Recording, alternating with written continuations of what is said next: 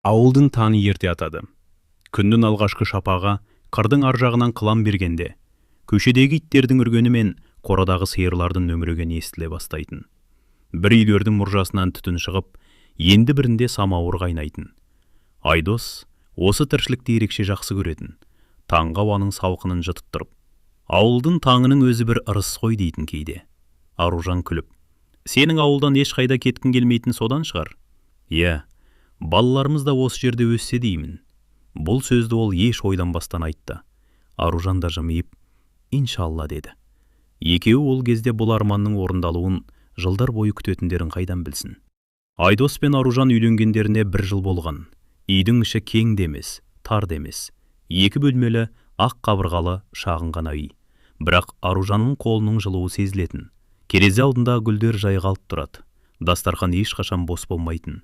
Айдос жұмыстан келерде телефон соқпай-ақ қойса да, есік ашылғанда шай дайын тұратын. Шаршадың ба дейтін Аружан. Сен күтіп отырсаң, шаршауда тез ұмытылады.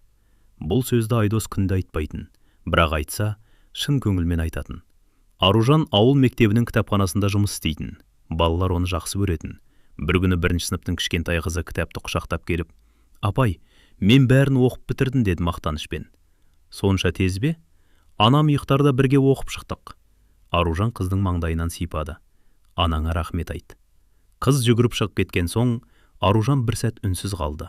Баланың анаммен бірге деген сөзі жүрегіне жылы тигенмен, көңілінің бір түкпірін мұң шалып өтті. Бірақ ол оны ешкімге білдірмеді. Сол кеште Айдос жұмыстан көңілді оралды. Бүгін бір жақсы хабар бар. Қандай? Жалақыға аздап үстеме қосыпты. Рас па? Иә. Онда өзіңе жаңа күрт алайық. Айдос басын шайқады. Әлі асықпайық. Неге? Алдымызда сәби болады ғой, соған керек жарағалармыз. Аружан үндемей қалды. Бұл тақырып екеуінің арасында алғаш рет ашылып тұрған жоқ. Соңғы бірнеше айда осындай әңгіме жиілеп кеткен. Екеуі де баланы армандайтын. Бірақ ол арманда бір-біріне ауыртпалық қылмай айтатын. Көктемнің соңында көрші үйде шілдехана болды. Кешке дейін ән айтылып, күлкі естілді. Айдос жұмыстан келе сала, барамыз ба? Барамыз. Екеуі кішкентай сыйлық алып көршіге кірді. Жас ана сәбиді Аружанның қолына ұстатты. Ұстап көрімші. Аружан баланы бауырына басты. Ұйықтап жатқан сәбидің жұпар иісі көңілін ерекше елжіретті. Ол баланың кішкентай алақаны өз саусағын қысып алғанын сезді. Бір сәтке бүкіл әлем тоқтап қалғандай болды. Өзімізге де жұғысты болсын деді, үлкен әже ақ батасын беріп. Әумин деді Аружан. Баусы анық шыққанымен, жүрегі әлденені үнсіз тілеп тұрды. Үйге қайтар жолда екеуі ұзақ үнсіз жүрді. Кек үйдің қақпасына жеткенде ғана Айдос сөз бастады. Неге үндемей қалдың? Әлгі сәбиді қимай тұрмын. Айдос әйеліне қарады. Оның жанарында сағыныш бар еді. Біз де сондай күнге жетеміз. Сен соған шынымен сенесің бе? Айдос кідірместен жауап берді. Сенемін. Егер кешіксе ше, онда күтеміз. Ал көп күтсек ше? Айдос ақырын ғана жымиып, онда да бірге күтеміз. Аружан оның иығына басын сүйеді. Сол сәтте олар өздері байқамай, болашақтағы ең үлкен сынақтан бірге өтудің алғашқы қадамын жасап тұрған еді. Олардың өмірі сырт көзге қарапайым көрінетін. Бірақ дәл сол қарапайым өмірдің ішінде кейін үлкен тағдырға айналатын махаббат, сенім және сабырдың іргетасы қаланып жатқан еді. Үйленгендеріне 2 жыл толған күні Аружан дастарханға Айдостың жақсы көретін бауырсағымен қазысын қойды. Бүгін мейрам сияқты ғой деді Айдос күліп. Ұмытып қалған жоқсың ба? Қалай ұмытайын? Осыдан 2 жыл бұрын дәл осы күні сені алып келгенмін. Алып келгенмін дейді. Мал алғандай сөйлейсің. Онда Алла маған аманат етіп берген десем дұрыс шығар. Аружан жымиып қалды. Осындай әзіл олардың үйінен ешқашан үзілген емес. Кешкі шайдан кейін Айдос қалтасынан кішкентай қорап шығарды. Бұл не? Ашық көр, ішінде жұқа ғана күміс сақина жатыр. Менде сақина бар ғой? Бар, бірақ мынау басқа. Қалайша? Үйленгенде алған сақинамыз басталған жолдың белгісі еді. Ал мынау бірге өткен 2 жылдың белгісі. Аружан сақинаны қолына тағып көрді. Әдемі екен. Ұнады ма? Сыйлықтың бағасы аз емес, кімнің бергені маңызды. Айдос күліп, онда дұрыс таңдаппын. Күндер өте берді. Ауылда тағы бір шілдехана өтті. Сосын тағы бір бесік той. Айдостың бірге өскен досы Ерлан да әке атанды. Бір күні Ерлан жұмыстан кейін, «Әй, Айдос, кешке кел, баланың қырқынан шығарып жатырмыз» деді. «Міндетті түрде барамыз». Кешке екеуі сыйлықтарын алып барды. Жұрт мәз, бала қолдан қолға өтіп жатыр. Ерлан баласын көтеріп тұрып, «Ұстап көрші» деді. Айдос кішкентайды құшағына алды. Бала көзін ашып, оған ұзақ қарады. «Мынау сені танып тұрған сияқты» деп күлді Ерлан. Айдос та күліп қойды. Бірақ үйге қайтып келе жатқанда, әдеттегіден тыныш болды. Аружан оның ойын сезді. «Не болды?» «Ештеңе. Маған айтпайсың ба?» Айдос біраз үнсіз жүрді. «Бүгін баланы қолыма алған кезде өзімді елестетіп кеттім. Бір күні мен де ұлымды, немесе қызымды осылай көтеріп жүрсем деп ойладым». Аружан ештеңе демеді. Өйткені дәл сол ой күнде оның да жүрегінен өтетін. Сол түні алғаш рет Аружанның өзі әңгіме бастады. «Айдос, иә, бір дәрігерге барып көрсек қайтеді?» Айдос бірден жауап бермеді. «Қорқып тұрсың ба?» «Жоқ». «Онда?» «Жауабынан қорқамын». Аружан оның қолын ұстады. «Қандай жауап болса да бірге естиміз». Айдос әйеліне қарады. «Онда барайық». «Келістік пе?» «Келістік». Бір аптадан кейін аудан орталығындағы емханаға барды. Тексерулер ұзаққа созылған жоқ. Дәрігер қағаздарын қарап отырып, «Екеуің де жассыңдар. Қазірден уайымдамаңдар. Кейде мұндай жағдайлар болады. Біраз уақыт бақылап көрейік» деді. Сыртқа шыққан соң Аружан терең дем алды. «Көрдің бе? Бәрі жақсы болады» деді. Айдос күлімсіреді. «Мен де соған сенгім келеді». «Сенбейік емес, сенейік». Айдос басын изеді. «Иә, сенейік». Үйге қайтып келе жатқанда жаңбыр жауып кетті. Айдос көлікті тоқтатпады. Алдыңғы әйнекке соғылған жаңбыр тамшылары үнсіз сырғып жатты. Кенет Аружан: «Егер бір күні баламыз болса...» «Иә, мен оның күліп жүргенін ғана қалаймын». Айдос жымиып: «Ал мен оның анасына ұқсас екен деймін». «Неге?» «Себебі сенің жүрегің өте мейірімді». Аружан сыртқа қарап күліп қойды. Ол күні екеуі де үміттерін жоғалтқан жоқ. Бірақ өмір оларды әлі қайда өкен сынақ күтіп тұрғанын үнсіз ғана жақындатып келе жатқан еді. Көз ерте түсті. Ауыл іші сары жапыраққа оранып, таңғы салқын бұрынғыдан ертерек сезіле бастады. Сол күні Айдос жұмыстан келгенде үйдің іші тым-тырыс еді. Әдетте есік ашылғанда ас үйден Аружанның «Келдің бе?» деген дауыс шығатын. Бұл жолы үн жоқ. Ол асықпай ішке кірді. Аружан терезе алдында үнсіз отыр екен. Қолындағы шайда суып қалыпты. «Бірдеңе болды ма?» Аружан артына бұрылып күлімсірегісі келді. Бірақ жымиысы ерініне жетпей қалды. «Бүгін мектепте екі әріптесім шайға шақырды. Жақсы ғой? Бірі аяғы ауыр екен. Құтты болсын». «Иә». Тағы үнсіздік орнады. Айдос әйелінің көңілін түсінді, бірақ жұбататын сөз іздеген жоқ. Ол тек жанына келіп отырды. Бірнеше минут екеуі ештеңе айтпады. Кейде үнсіздік те адамға демеу болады. Бір аптадан кейін аудандық аурухана қайта шақырды. Қосымша тексерулер қажет болды. Бұл жолы дәрігердің жүзі бұрынғыдай жайдар емес еді. «Барлық нәтижелер жаман емес» деді ол, қағаздарды ақтарып отырып. «Бірақ кейде бәрі дұрыс болғанмен, жүктілік бірден бола бермейді. Ем қабылдау керек пе?» деп сұрады Аружан. «Кейбір дәрумендерді жазып беремін. Ең бастысы, өздеріңізді қажытпаңыздар». Кабинеттен шыққан соң екеуі аурухананың алдындағы орындыққа отырды. Аружан қолындағы қағаздарға қарап: «Бәрі жақсы» дейді. «Бірақ неге болмай жатыр?» Айдос қағаздарды ақырын бүктеп сөмкесіне салды. «Бір күні болады. Сен осы сөзді шаршамай айтасың. Өйткені мен оған сенемін». Қыс түскенде Айдостың анасы үйге келді. Әдеттегідей бауырсақ пісіріп, шай ішіп отырды. Кетерінде Аружанның қолынан ұстап: «Қызым, көңілімді түсірме. Әр нәрсенің өз уақыты болады». Аружан басын изеді. «Білемін, апа. Мен саған еш қашан қысым жасамаймын. Сен мен үшін келін емес, қызымсың». Осы сөзді естігенде Аружан көз жасын әрең ұстап қалды. Айдос анасына үнсіз риза болып қарады. Көктем тағы келді. Наурыз мерекесінде ауылдың ортасына 6 бақан құрылды. Балалар мәз болып жүгіріп жүр. Аружан кішкентай қыздың құлап қала жаздағанын көріп, жүгіріп барып көтеріп алды. «Ауырған жоқсың ба?» Қыз басын шайқап күліп жіберді. «Жоқ». Анасы келіп, «Рахмет» деді. Қыз анасын құшақтап жүгіріп кетті. Аружан олардың соңынан ұзақ қарап тұрды. Айдос оның қасына келді. «Жүр, үйге қайтайық». Жол бойы еш қайсысы сөйлемеді. Сол түні алғаш рет Аружан жастығына бетін басып жылады. Даусын шығармауға тырысты. Бірақ Айдос бәрібір естіді. Ол ештеңе сұрамады. Жай ғана әйелінің жанына барып отырды. Аружан көз жасын сүртіп, кейде қорқам.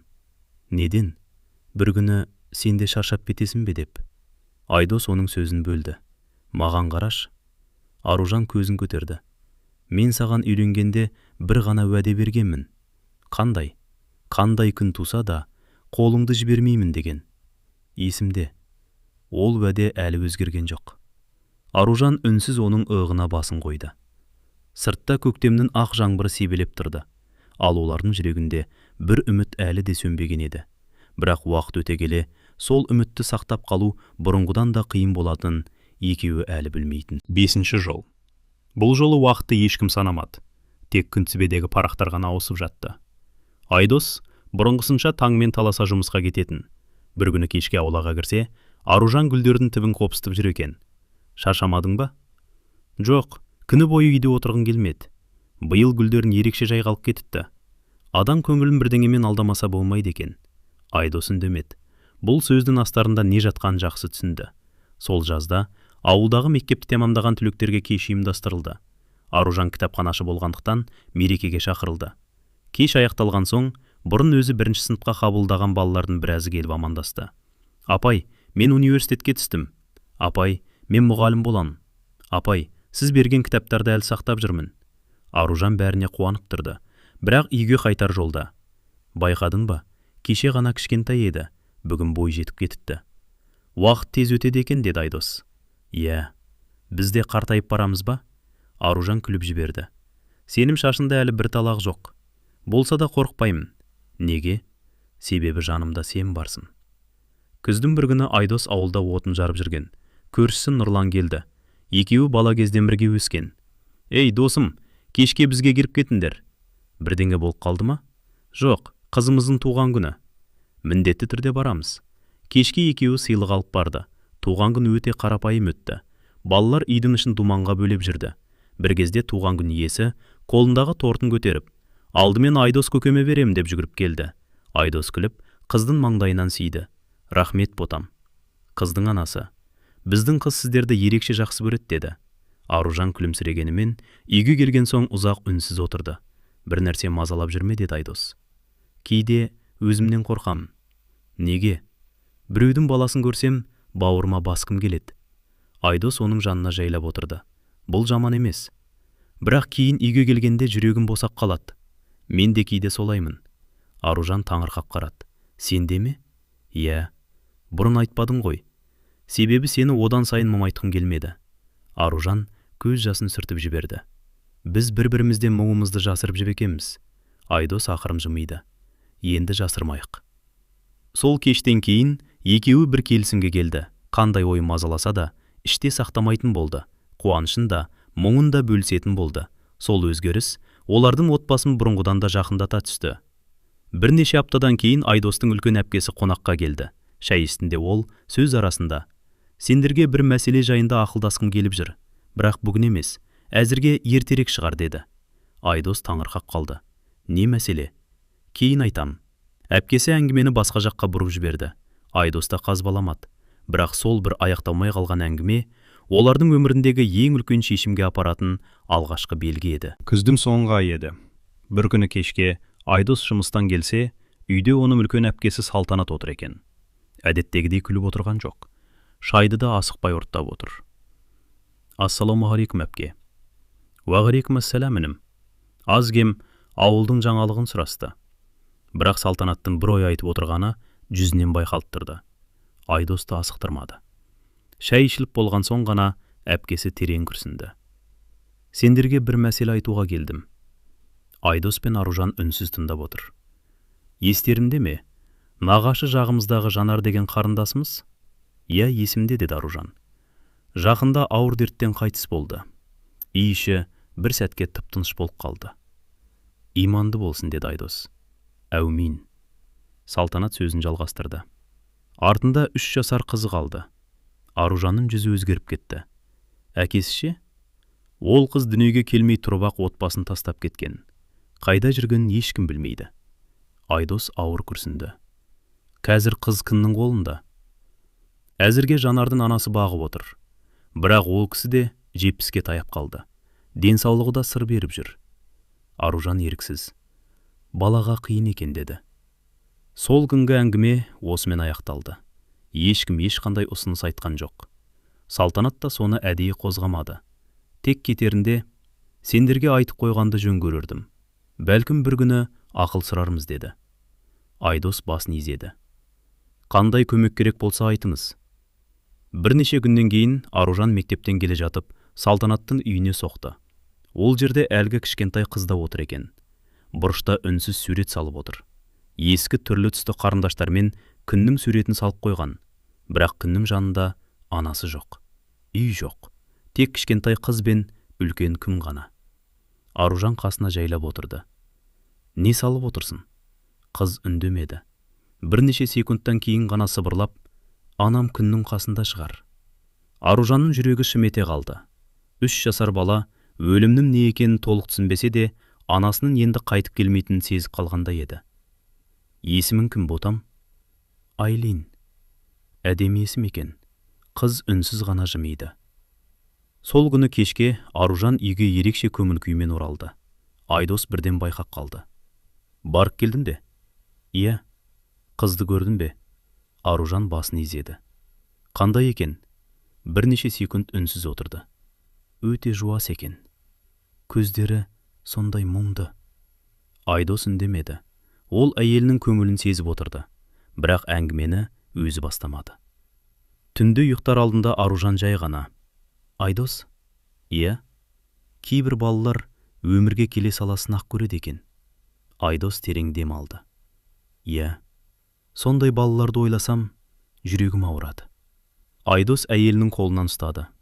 Барлығы біздің қолымызда емес. Білемін. Бірақ қолдан келетін жақсылық болса, одан қашпаймыз. Аружан оның жүзіне қарап қалды. Бұл сөз сол түні жай ғана айтылған сөз сияқты көрінді. Бірақ дәл сол бір ауыз сөз арада бірнеше ай өткенде олардың өмірін түбегейлі өзгертетін шешімнің алғашқы дәні болып себілген еді. Айлинді көргеннен кейін бірнеше апта өтті. Бұл уақыт ішінде Аружан қыз туралы өзі бірінші болып әңгіме қозғамады. Бірақ оның ойы жиі сол бүлдіршінге кететін. Кітапханада балаларға ертегі оқып отырғанда да, дүкеннен кішкентай аяқ киім көргенде де, көрші қыздың күлкісін естігенде де, көз алдына Айлиннің үнсіз отырған жүзі келе беретін. Бір күні кешке Айдос ауылда көліктің дөңгелегін ауыстырып жатқан. Аружан қолына 2 кесе шай алып шықты. Екеуі баспалдаққа қатар отырып шай ішті. Күн батып бара жатқан. Ауыл үстін тыныштық басқан. Біраз уақыт екеуі ештеңе демеді. Сосын Айдос өзі сөз бастады. Сен соңғы кезде көп ойланып жүрсің. Аружан таңырқап қарады. Байқалып тұр ма? Иә. Соншама? Сенің үндемей қалатының көбейіп кетті. Аружан кесесін жерге қойды. Айлин есімнен кетпей жүр. Айдос басын изеді. Мен де бірнеше рет ойладым. Шынымен бе? Иә. Тағы үнсіздік орнады. Бір кезде Аружан өте жай дауыспен. Айдос, саған бір сұрақ қойсам бола ма? Әрине. Егер бір күні біз сол қызды бауырымызға бассақ. Айдос оның сөзін бөлген жоқ. Аружан ойын соңына дейін айтты. Сен өкінбейсіз бе? Айдос ұзақ үнсіз отырды. Ол асығыс жауап бергісі келмеді. Ақыры сабырмен сөйледі. Мен бір нәрседен ғана қорқамын. Неден? Егер біз оны алсақ, оны ешқашан асыранды деп сездірмеуіміз керек. Аружан көзін төмен түсірді. Мен де соны ойладым. Бұл аяп алу емес. Иә. Бұл өмір бойы әке мен ана болу. Сол түні олар бұл тақырыпта алғаш рет ұзақ сөйлесті. Баланы қалай тәрбиелейді? Егер кейін өз балалар дүниеге келсе ше, екеуіне бірдей қарай ала ма? Қыз есейгенде шындықты қалай айтады? Бір сұрақтың артынан екінші сұрақ туды. Бірақ екеуі бір-бірінен қашқан жоқ. Айдос бір кезде. Аружан, иә, егер біз бұл қадамға барсақ, мен ешқашан айырмашылық жасамаймын. Мен де. Бұған уәде бере аласың ба? Аружан еш ойланбастан, Алланың алдында уәде беремін. Айдос та қолын созды. Онда мен де уәде беремін. Екеуі үнсіз қол ұстасты. Бұл қағазға жазылған келісім емес еді. Бұл жүректе жасалған серт болатын. Бірақ бір шешім қабылдамас бұрын, олар тағы бір нәрсені істеуді дұрыс көрді. Айлинді бағып отырған әжесімен сөйлесу. Оның жағдайын өз көздерімен көру. Егер қыздың туған туыстарының басқа жоспары болса, оған құрметпен қарау. Олар ешкімнің баласын тартып алуға емес, бір баланың өміріне жарық сыйлай алса ғана қадам жасауға дайын еді. Ертеңіне таңертең Айдос жұмыстан бір күнге сұранып шықты.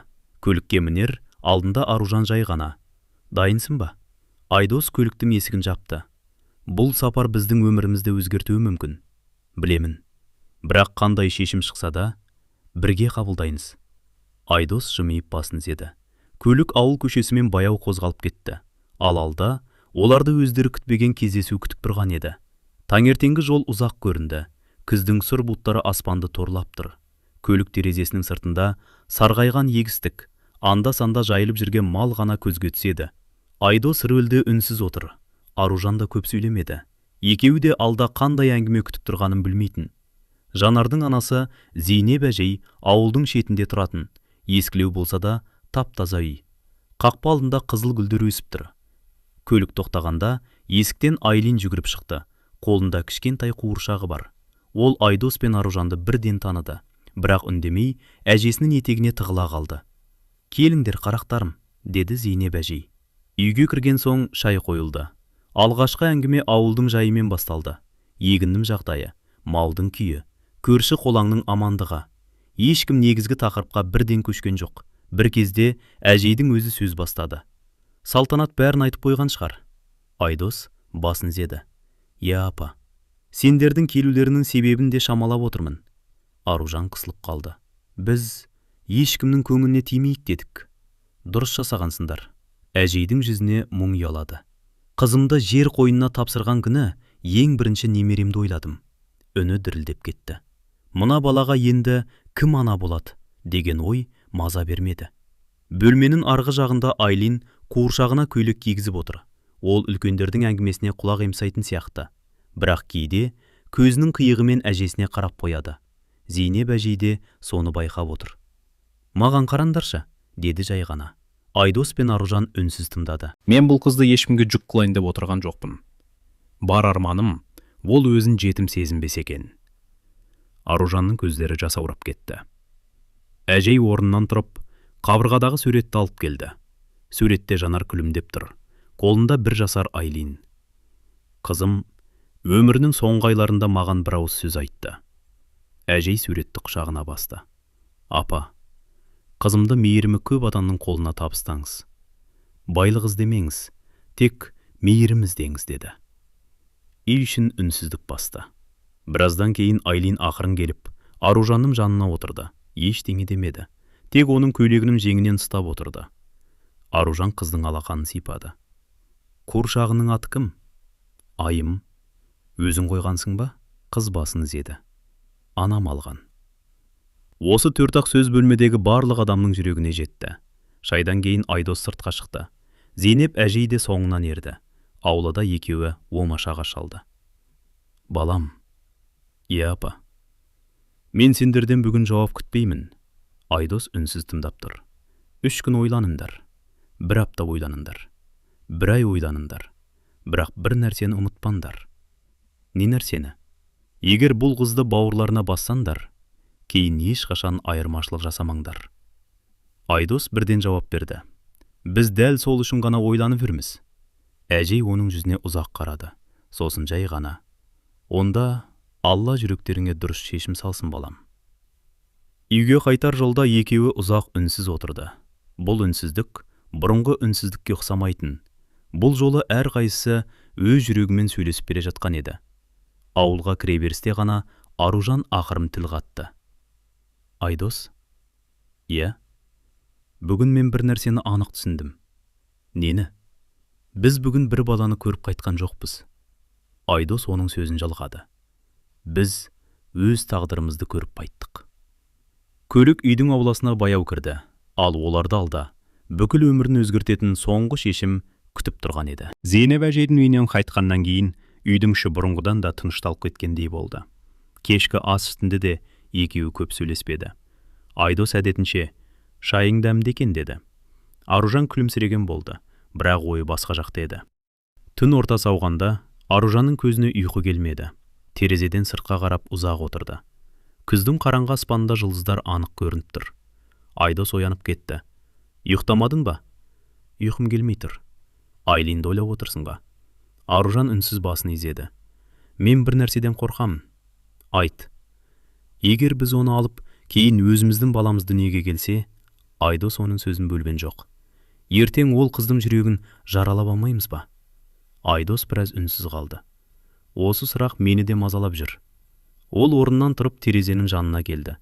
Аружан, иә, есінде ме үйленген күні не деп едік? Қандай күн туса да, бір-бірімізге ауыр сөз айтпаймыз дегенбіз. Иә, ал енді тағы бір уәде берейік. Аружан бұрылып қарады. Егер осы қыз біздің шаңыраққа келсе, біз оны ешқашан асыранды деп бөлмейміз. Ешқашан. Ертең Алла бізге 10 бала берсе де, Айлин біздің тұңғышымыз болады. Аружанның жанарынан жас ыршып кетті. Осы сөзді өмір бойы ұмытпайсың ба? Айдос оң қолын жүрегіне қойды. Алланы куә етіп айтамын. Екеуі сол түні ұзақ сөйлесті. Баланың тәрбиесі туралы, мектебі туралы, болашағы туралы, қандай есіммен еркелететініне дейін әңгіме болды. Бірақ бірде-бір рет бізге бала керек деген сөз айтылмады. Керісінше, бір балаға отбасы керек деген ой ғана айтылды. Ертеңіне Айдос жұмыстан кейін ауыл мешітіне соқты. Намаздан соң имаммен біраз сөйлесті.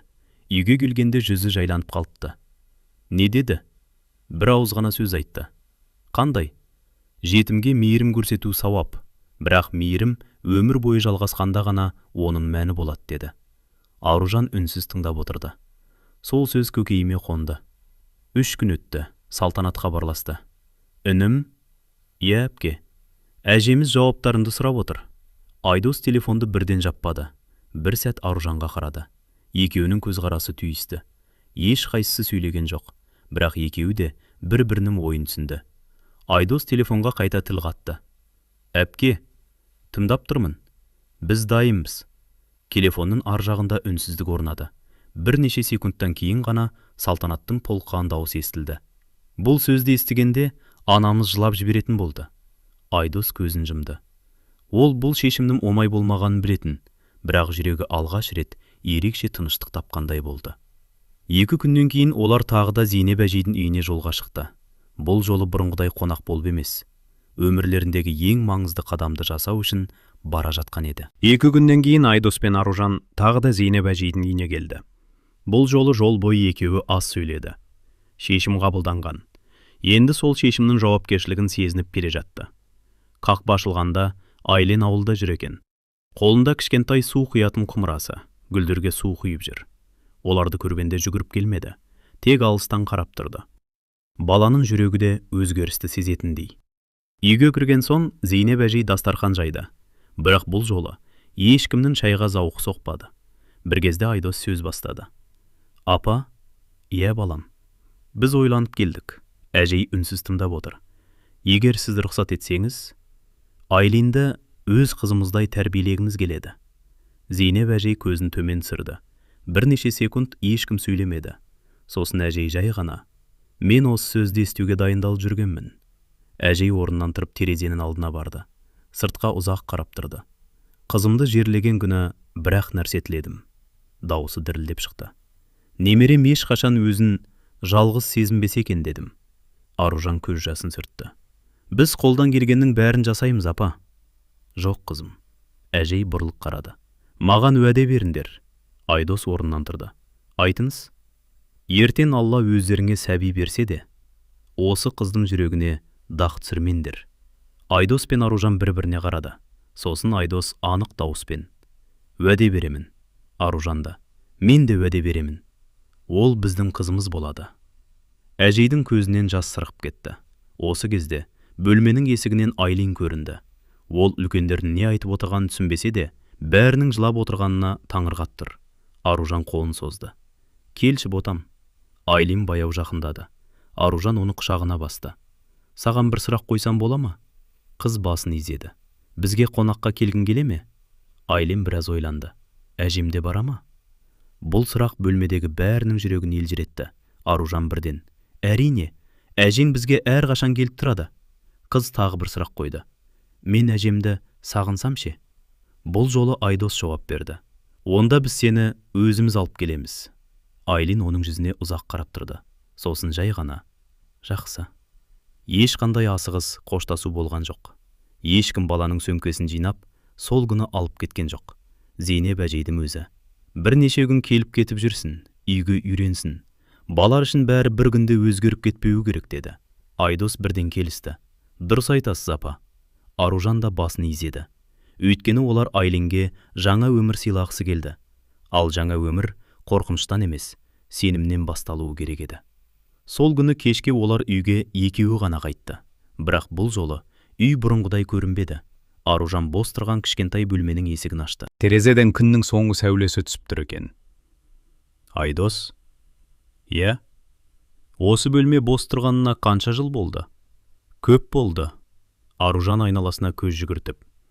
Бұйырса, көп ұзамай бұл бөлмеден баланың күлкісі естілетін шығар. Айдос үнсіз ғана басын изеді. Ол да дәл осы сәтті 15 жыл бойы армандаған еді. Бірақ екеуі де әлі білмейтін, бұл үйге алғаш болып кіретін бала олардың өмірін ғана емес, жүректерін де мәңгілікке өзгертетін еді. Бір апта бойы Айдос пен Аружан күн сайын Зейнеп әжейдің үйіне барып тұрды. Кейде жарты сағатқа, кейде кешке дейін. Айлин де оларға біртіндеп үйрене бастады. Алғашқы күндері алыстан ғана бақылап жүретін. Кейін Аружан кітап оқып берсе қасына келіп отыратын болды. Айдос ауылда бірдеңе жөндеп жатса, үндемей қасына барып қарап тұратын. Бір күні Айдос ағаштан кішкентай әткеншек жасап әкелді. Зейнеп әжей күліп: Мұны қайда орнатпақсың? Әзірге осында. Айлин ештеңе демеді. Айдос әткеншекті алма ағашына байлап болған соң: Кәне, байқап көрейік. Қыз алғашында жақындамады. Әжесі: Бар қызым, қорықпа деген соң ғана ақырын отырды.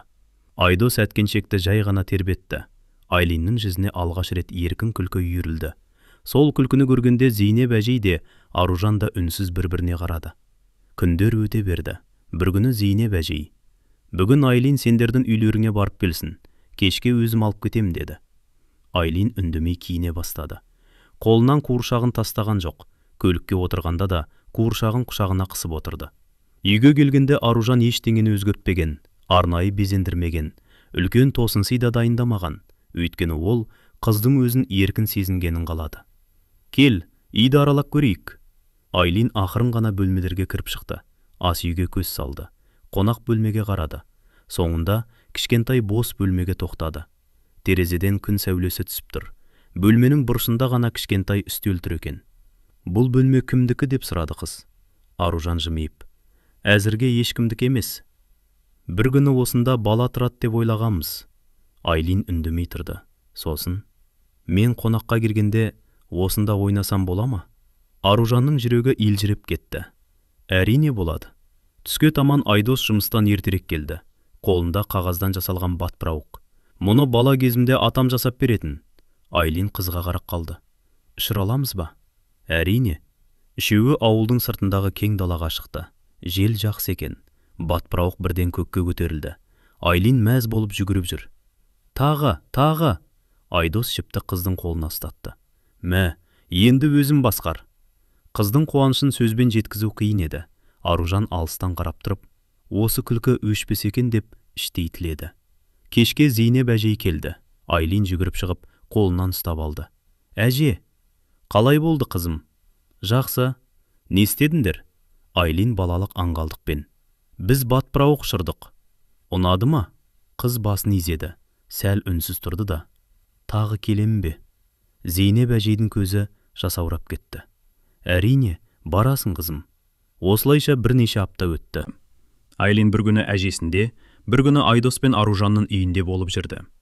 Екі үйдің арасындағы жол оған жат болмай қалды. Бір күні кешке қыз үйге қайтарда аяқ киімін киіп жатып: Мен ертең тағы келемін ғой? Иә, ботан, деді Аружан. Қыз күлімсіреп: Онда қуыршағымды осында қалдырайын. Аружан антаң болып қалды. Бұл кішкентай ғана әрекет еді, бірақ бала жүрегі үшін үлкен сенімнің белгісі болатын.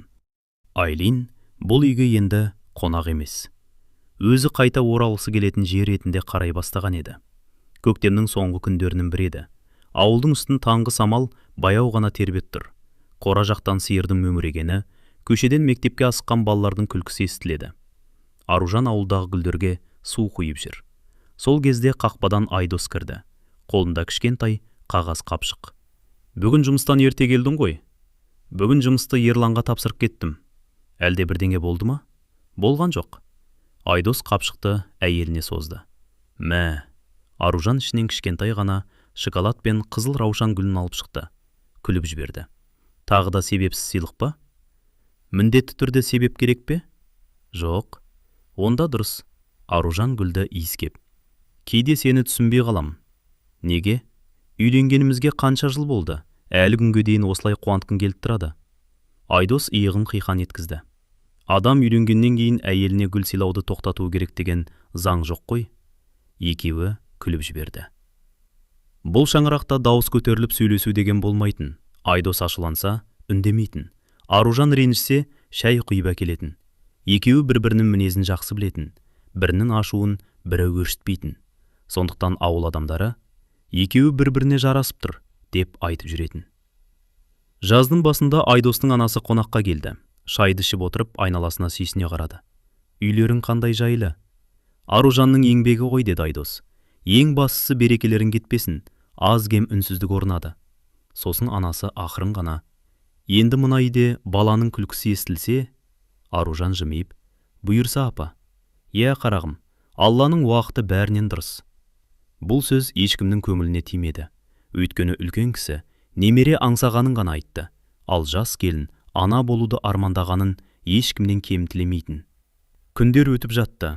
Таңертең жұмыс, кешке бірге шай. Демалыста ауыл сыртындағы өзенге барып серуендеу. Қарапайым өмір. Бірақ сол қарапайым өмірдің ішінде үлкен бақыт бар еді. Бір күні кешке екеуі ауыл сыртындағы төбеге шықты. Күн қызарып батып бара жатыр. Айдос көкжиекке қарап: осы жерге келгенді жақсы көрем. Неге? Осында отырсам, болашағымызды елестетемін. Қандай болашақ? Айдос жымиып қойды. Анау жерде екі бала жүгіріп жүреді. Екеу ақ па? Жарайды, үшеу болсын. Үшеу ғана ма? Сен көп балалы отбасы болғың келе ме? Алла қанша берсе сонша. Айдос күліп жіберді. Онда үйіңіз тарлық етеді екен. Үлкейтерміз. Екеуі балаша күліп отырды. Ол кезде олардың арманы дәл осылай орындалмайтынын. Алла олардың жүрегіне мүлде басқа жол дайындап қойғанын екеуі де білмейтін. Қуыршағын қалдырып кеткен күннен кейін Айлиннің бұл үйге келуі жиілей түсті. Бастапқыда Зейнеп әжей өзі әкеліп, кешке өзі алып кететін. Кейін Айдос жұмыстан қайтарда соғып алатын болды. Ал кей күндері Айлиннің өзі: әже, бүгін Аружан апайларға барамыз ба? Деп сұрайтын. Зейнеп әжей ішінен ғана күлімсірейтін. Бала жүрегі алдамайды деп ойлайтын. Бір күні сенбіде Айдос аулада қоршауды сырлап жатқан. Айлин қолына кішкентай қылқалам ұстап алып: мен де көмектесем, деді. Айдос күліп жіберді. Сенің қолынан келе ме екен? Келеді.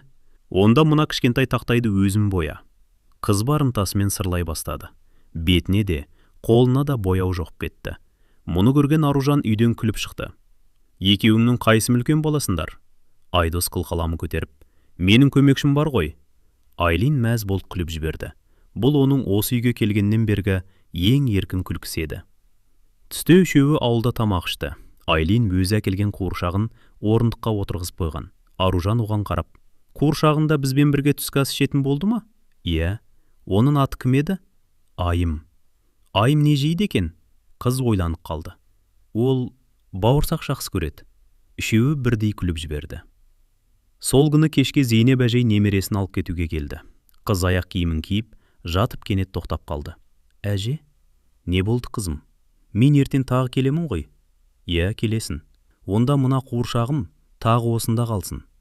Аружан қыздың сөзіне мән бермегендей болғанмен, жүрегі елжіреп кетті. Бұл үй Айлин үшін енді қонаққа келетін жер емес, өзіне таныс мекенге айналып келе жатқан еді. Арада тағы бірнеше апта өтті. Бір күні мектептен келе жатқан Аружан дүкенге кірді. Шыға берісте алдынан Айлин мен Зейнеп әжей кездесті. Айлин Аружанды көре сала жүгіріп келді. Аружан апай! Қыз еш ойланбастан оны құшақтап алды. Аружан да бауырына басты.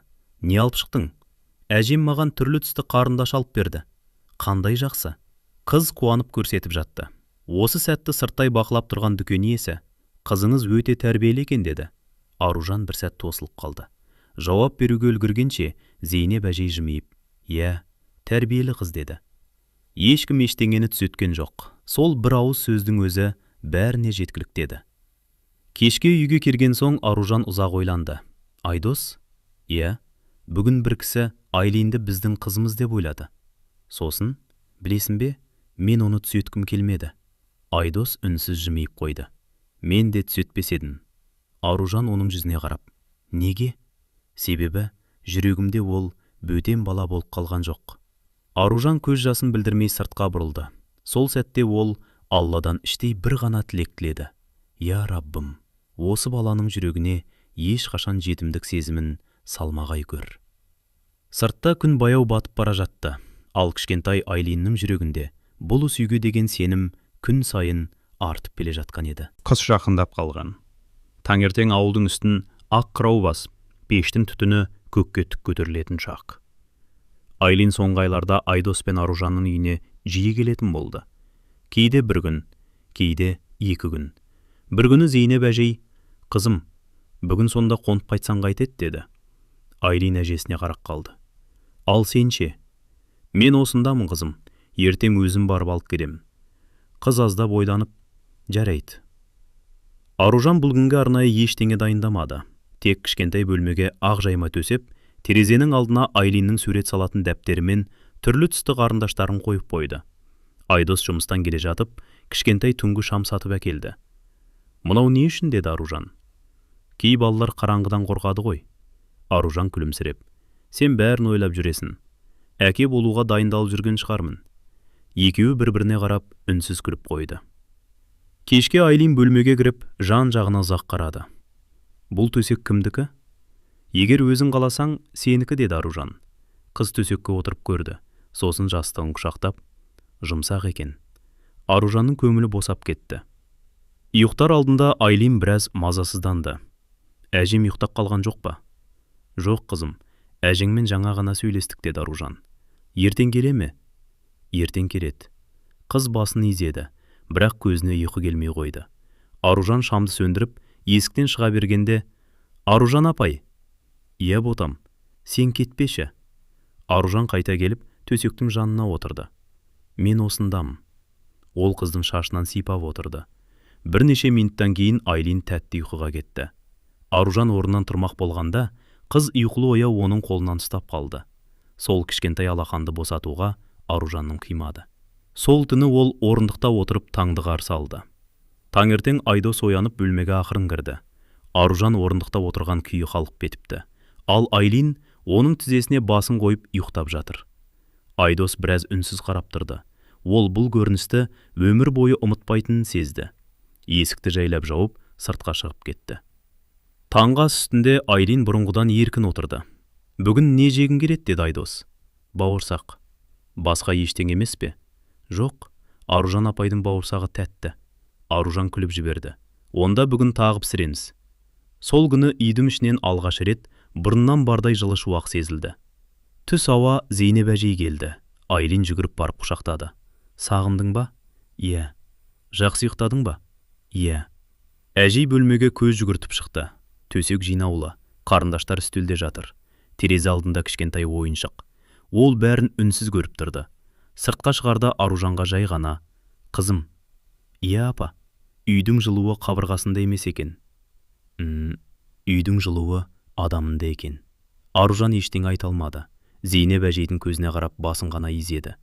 Ол кісі бүгін алғаш рет көңілі жайланып қайтып бара жатты. Өйткені немересінің енді жалғыз емес екенін жүрегімен сезген еді. Қыс толық түсті. Түнде жауған қар таңертең бүкіл ауылды ақ көрпеге орап тастаған. Айдос есік алдында қарды күреп жатқан. Айлин терезеден ұзақ қарап тұрды. «Не көріп тұрсың ботам?» деді Аружан.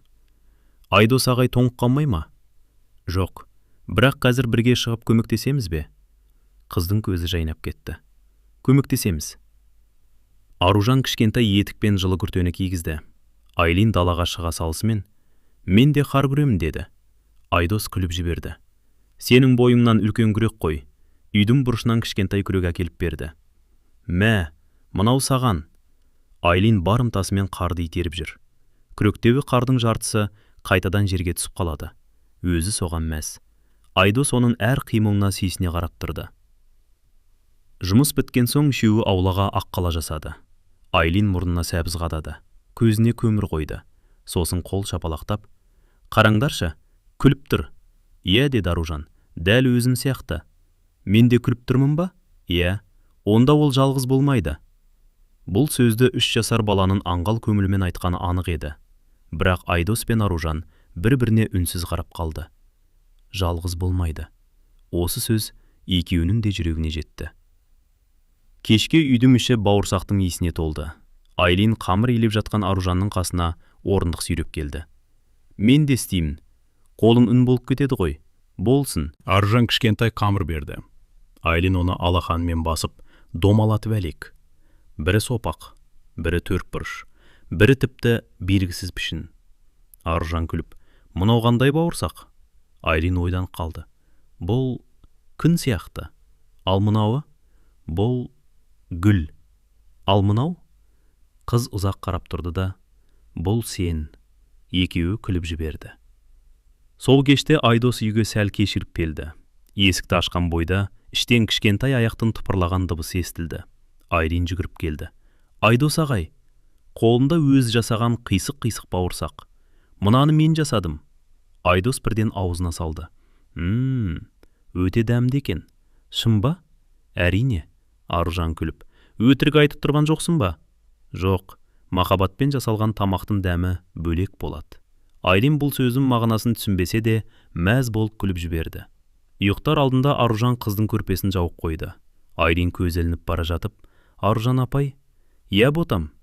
Ертең сен жұмыстан ерте келесің бе?» «Иә, ерте келемін. Күтемін». Аружан бөлмеден шыққан соң көзінен жас ыршып кетті. Айдос дәлізде күтіп тұр екен. «Не болды?» «Білмеймін». «Не деді?» «Күтемін» деді. Айдос жымиып, демек енді бұл үйді өз үйіндей сезіне бастағаны. Аружан басын изеді. «Иә, бірақ ең маңыздысы басқа». «Не?» «Ол бізге үйреніп жатқан жоқ.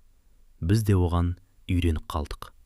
Сол түні екеуі алғаш рет бір нәрсені анық сезінді.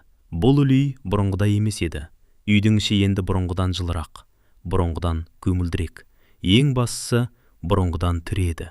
Қар еріп, көктемнің алғашқы лебі сезіле бастаған кез еді. Зейнеп әжейдің денсаулығы соңғы уақытта жиі сыр бере бастады. Бір күні дәрігерге қаралып келген соң, Айдос пен Аружанды үйіне шақырды. Дастархан басында бұрынғыдай әңгіме көп болмады. Әжейдің өңі сәл жүдеп қалған, бірақ жанары бұрынғыдай мейірімге толы. Шайды ішіп болған соң, ол жайлап орнынан тұрды. «Жүріңдерші, аулаға шығайық».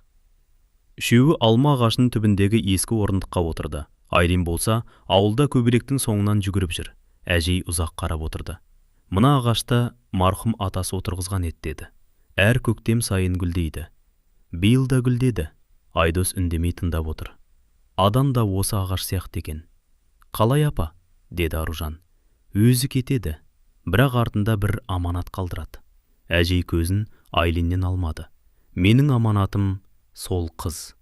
Айдос пен Аружан үнсіз қалды. «Соңғы айларда бір нәрсені байқап жүрмін». «Нені?» деді Айдос. «Ол сендердің үйлерінен қайтқысы келмейді». Айдос төмен қарады. Шынында да соңғы кездері Айлин кешке «Тағы біраз отырсам бола ма?» деп сұрайтын болып кеткен. Ал кетерінде «Ертең келесіңдер ме?» деп қайта-қайта сұрайтын. Зейнеп әжей сөзін жалғастырды. «Мен бұған ренжімеймін, керісінше жүрегім тынышталады. Өйткені немерем өзіне қорған болатын адамдарды тауып береді». Аружанның көзіне жас келді. «Апа, қызым, жылама. Мен бүгін қайғы айтып отырған жоқпын. Қуанып айтып отырмын». Сол кезде Айлин қолына бір уыс бақпақ гүлін ұстап жүгіріп келді. «Әже?» «Иә, ботам. Мыналар саған». Әжей гүлді алып иіскеп қойды. «Рахмет айналайын». Қыз тағы 2 гүлді Аружанға берді. «Бұл саған». Сосын бір гүлді Айдосқа созды. «Ал мынау саған». Айдос күліп, «Маған бірінші рет гүл сыйлаттырсын». Айлин ұялып қалды. «Гүл ұнамай ма?» «Керісінше, өмірімдегі ең қымбат гүл болды». Кешке қарай Зейнеп әжей үйдің ішінен кішкентай чемодан алып шықты. Айлиннің бірнеше көйлегі, 1-2 ойыншығы, Жанардың көзі тірісінде алып берген қызғылт жемпірі. Бар дүниесі осы ғана. Аружанның жүрегі шым етті. Бір баланың бар байлығы осы ғана екен ғой деп ойлады. Әжей чемоданды Айдосқа ұстатты. Балам, иә апа, бүгіннен бастап бұл қыздың үйі сендердің үйлерің.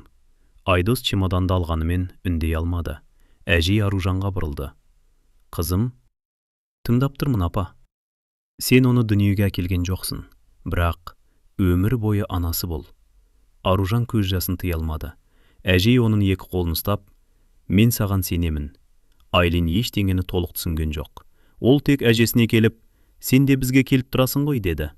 Әжей жымиып, немересінің бетінен сүйді. Келемін қызым, жиі келемін. Уәде ме? Уәде. Қыз көңілі жайланып күліп жіберді. Кешкісін көлік Айдос пен Аружанның үйінің алдына келіп тоқтады. Айлин баяу ғана көліктен түсті. Қолында қуыршағы, екінші қолында кішкентай чемоданы. Есік алдына келгенде ол тоқтап қалды. Аружан еңкейіп, не болды ботам? Қыз үйге қарап біраз тұрды. Сосын ақырын ғана, мен енді осында тұрамын ба? Аружан оның көзінің деңгейіне дейін еңкейіп, күлімсіреп жауап берді. Иә қызым, егер сенің де жүрегің қаласа, бұл үй сенің де үйің. Айлин ештеңе демеді. Тек Аружанның қолынан ұстап, табалдырықтан бірге аттады.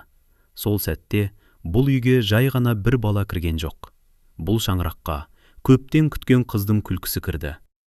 Айлин жаңа үйге келген алғашқы түні тыныш ұйықтағандай көрінді. Бірақ түн ортасында Аружан әлсіз жылаған дыбыстан оянып кетті. Ол дереу қыздың бөлмесіне кірді. Айлин төсебінде отыр екен, қуыршағын құшақтап алған. Не болды ботам? Қыз бірден жауап бермеді. Аздан соң ғана, мен әжемді сағындым. Аружан оның жанына отырды. Сағынғаным дұрыс қой. Ол қазір жалғыз отыр ма? Жоқ қызым, әжем ұйықтап жатқан шығар.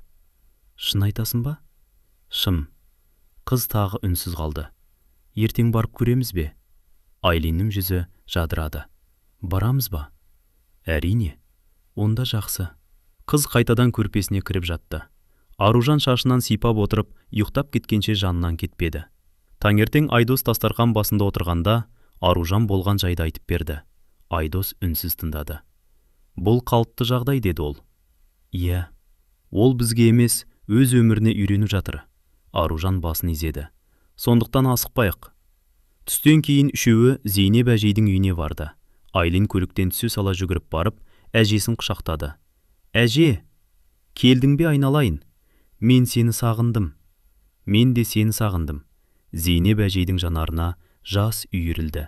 Бірақ ол немересіне білдірмеді. Жүр, мен кеше саған бауырсақ пісіріп қойғанмын. Айлин қуанып үйге кіріп кетті. Айдос пен Аружан сыртта қалды. Әжей шай құйып отырып, кеше түнде жылады ма? Аружан таңырқап қарады. Қайдан білдіңіз? Әжей жымиып қойды. 3 жастағы бала үшін бір күнде бүкіл өмірін өзгерту оңай емес. Біз де соны ойлап жүрміз. Қызым, бір нәрсені ұмытпа. Айтыңыз апа, егер бүгін мені іздесе ренжіме, егер ертең де іздесе ренжіме. Бір күні өз-ақ жүрегімен таңдайды. Аружан үнсіз тыңдап отырды. Баланың махаббаты күшпен келмейді, ол сеніммен келеді. Кешке қайтар кезде Айлин әжесінің мойнынан құшақтап ұзақ тұрды. Мен ертең тағы келемін ғой. Әрине қызым, сен де бізге кел. Міндетті түрде келемін. Айлин қолын бұлғап қоштасты. Бұл жолы көлікке жыламай отырды. Үйге келген соң Айдос аулада отын жарып жүрді. Айлин үнсіз ғана жанына келді. Біраз қарап тұрды да. Мен саған көмектесейін бе? Айдос күліп жіберді. Әзірге сенің қолыңнан келмейді. Мен өсемін ғой. Иә, өсесің. Сонда көмектесемін. Келістік. Айдос қолындағы кішкентай ағаш шаңқасын қызға ұстатты. Мә, мынау саған. Бұл не? Менің бүгінгі ең кішкентай көмекшіме арналған сыйлық. Айлин ағашты алақанына салып ұзақ қарады. Балаларға кейде өте кішкентай нәрсенің өзі үлкен қуаныш сыйлайтыны рас. Сол кеште Аружан ас үйде кешкі ас әзірлеп жатқан. Айлин үстел басында сурет салып отырды. Бір кезде қағазын көтеріп келді. Қарашы, суретте 3 адам салынған. Бір үлкен ер адам, бір әйел. Ортасында кішкентай қыз. Ал сәл әріректе тағы бір әйелдің суреті. Аружан күлімсіреп сұрады. Мынау кімдер? Айлин саусағымен көрсете бастады. Бұл мен. Ал мына кісі? Айдос ағай. Мынау ше? Сен. Аружан соңғы суретке қарап. Ал мынау? Қыз еш ойланбастан жауап берді. Әжем. Аружан суретті кеудесіне қысты. Ол сол сәтте бір нәрсені анық түсінді. Айлин ешкімді алмастырмаған. Ол өз жүрегінде бәріне орын тауып қойған еді. Бұл баланың жүрегіндегі ең таза махаббат болатын. Көктемнің соңғы айы еді. Ауылдың айналасы жап-жасыл болып кеткен. Айлин жаңа үйге келгеніне бірнеше ай болды. Енді ол таңертең оянғанда қайда жатқанын білетін. Тәпішкесін өзі киеді, төсегін өзі жинауға тырысады. Кейде дұрыс шықпаса, Аружан күліп, екеуміз қайта жинайық дейтін. Екеуі бірге түзеп шығатын. Сол күні сенбі болатын. Айдос үйдің шатырын жөндеп жүрді. Айлин төменде шелек ұстап тұр. Айдос ағай? Шеге керек пе? Қазір керек болады. Қыз екі қолмен шелекті көтеріп әкелді. Айдос төмен түсіп. Рахмет көмекшім. Қыз мәз болып күліп жіберді. Мен шынымен көмектестім де? Әрине. Онда мен үлкен қызбын. Сен күннен күнге өсіп келесің. Түстен кейін Аружан қамыр жайып отырды. Айлин жанында отыр. Мен домалатайын ба? Домалат. Қыз қамырды ұзынша етіп жіберді. Аружан күліп. Мынауың бауырсақ емес, кеспе болып кетіпті ғой. Айлин де күліп жіберді. Үйдің іші көптен бері мұндай шат күлкіге толмаған еді. Кешке қарай аспанды қара бұлт басты. Найзағай ойнап, жаңбыр құйып кетті. Айлин найзағайдың дауысынан сел кетіп орнынан атып тұрды. Жүгіріп келіп, Аружанның етегінен ұстап алды. Қорқып қалдың ба? Қыз үндемей басын изеді. Қорқпа, мен қасындамын. Аружан оны құшағына алды. Бала дауысын шығармай, кеудесіне басын қойды. Жаңбыр басылғанша екеуі солай отырды. Түнде Айлин түс көріп шошып оянды. Анашым, дауысы өте баяу шықты. Өзі де не айтқанын аңғармай қалды. Аружан бірден қасына жетті. Не болды ботам? Айлин көз ашылған соң абдырап қалды. Ол сөзін аяқтай алмады. Аружан ештеңе сұрамады. Жаман түс көрдің бе? Қыз басын изеді. Болды, өтіп кетті. Ол қыздың маңдайынан сипап, қайта жатқызды. Таңертең шай үстінде Айдос байқап қалды. Бүгін көңілім ерекше сияқты. Аружан біраз үндемеді. Кеше түнде не болды? Айлин ұйқысында мені анашым деп шақырды. Айдос жымиып жіберді. Сосын оянғанда өзі де байқамай қалған сияқты. Сен не дедің? Ештеңе. Артықсыз айтқым келмеді. Айдос басын изеді. Дұрыс жасағансың. Неге?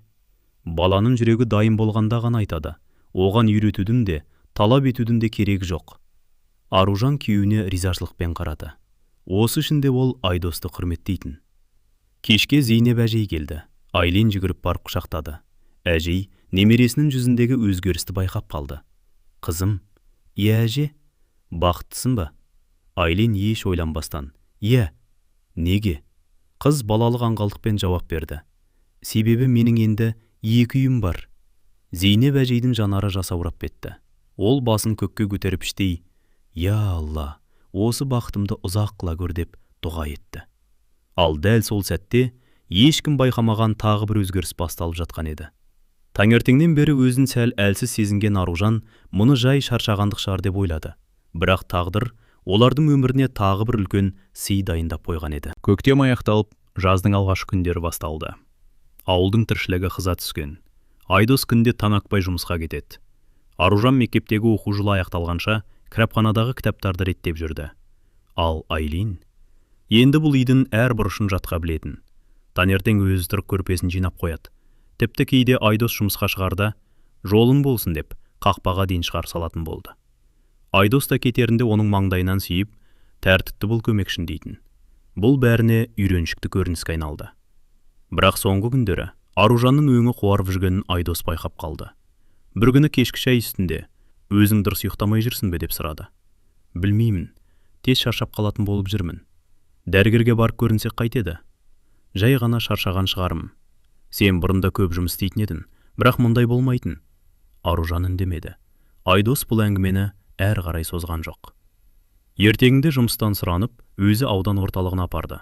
Емханада бұрыннан танитын дәрігер қабылдады. Қан қысымын өлшеді. бірнеше сұрақ қойды.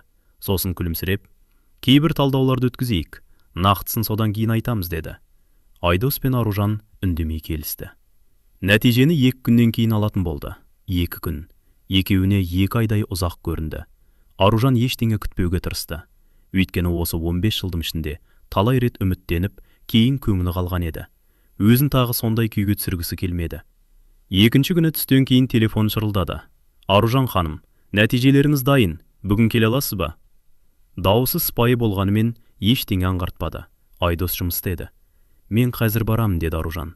Бірақ емханаға жалғыз барғысы келмеді. Айдосқа телефон соқты. Қолым босай ма? Бірдеңе болды ма? Жоқ, тек бірге барсақ деймін. Айдос артық сұрақ қоймады. Жарты сағатта жетемін. Кабинетке екеуі бірге кірді.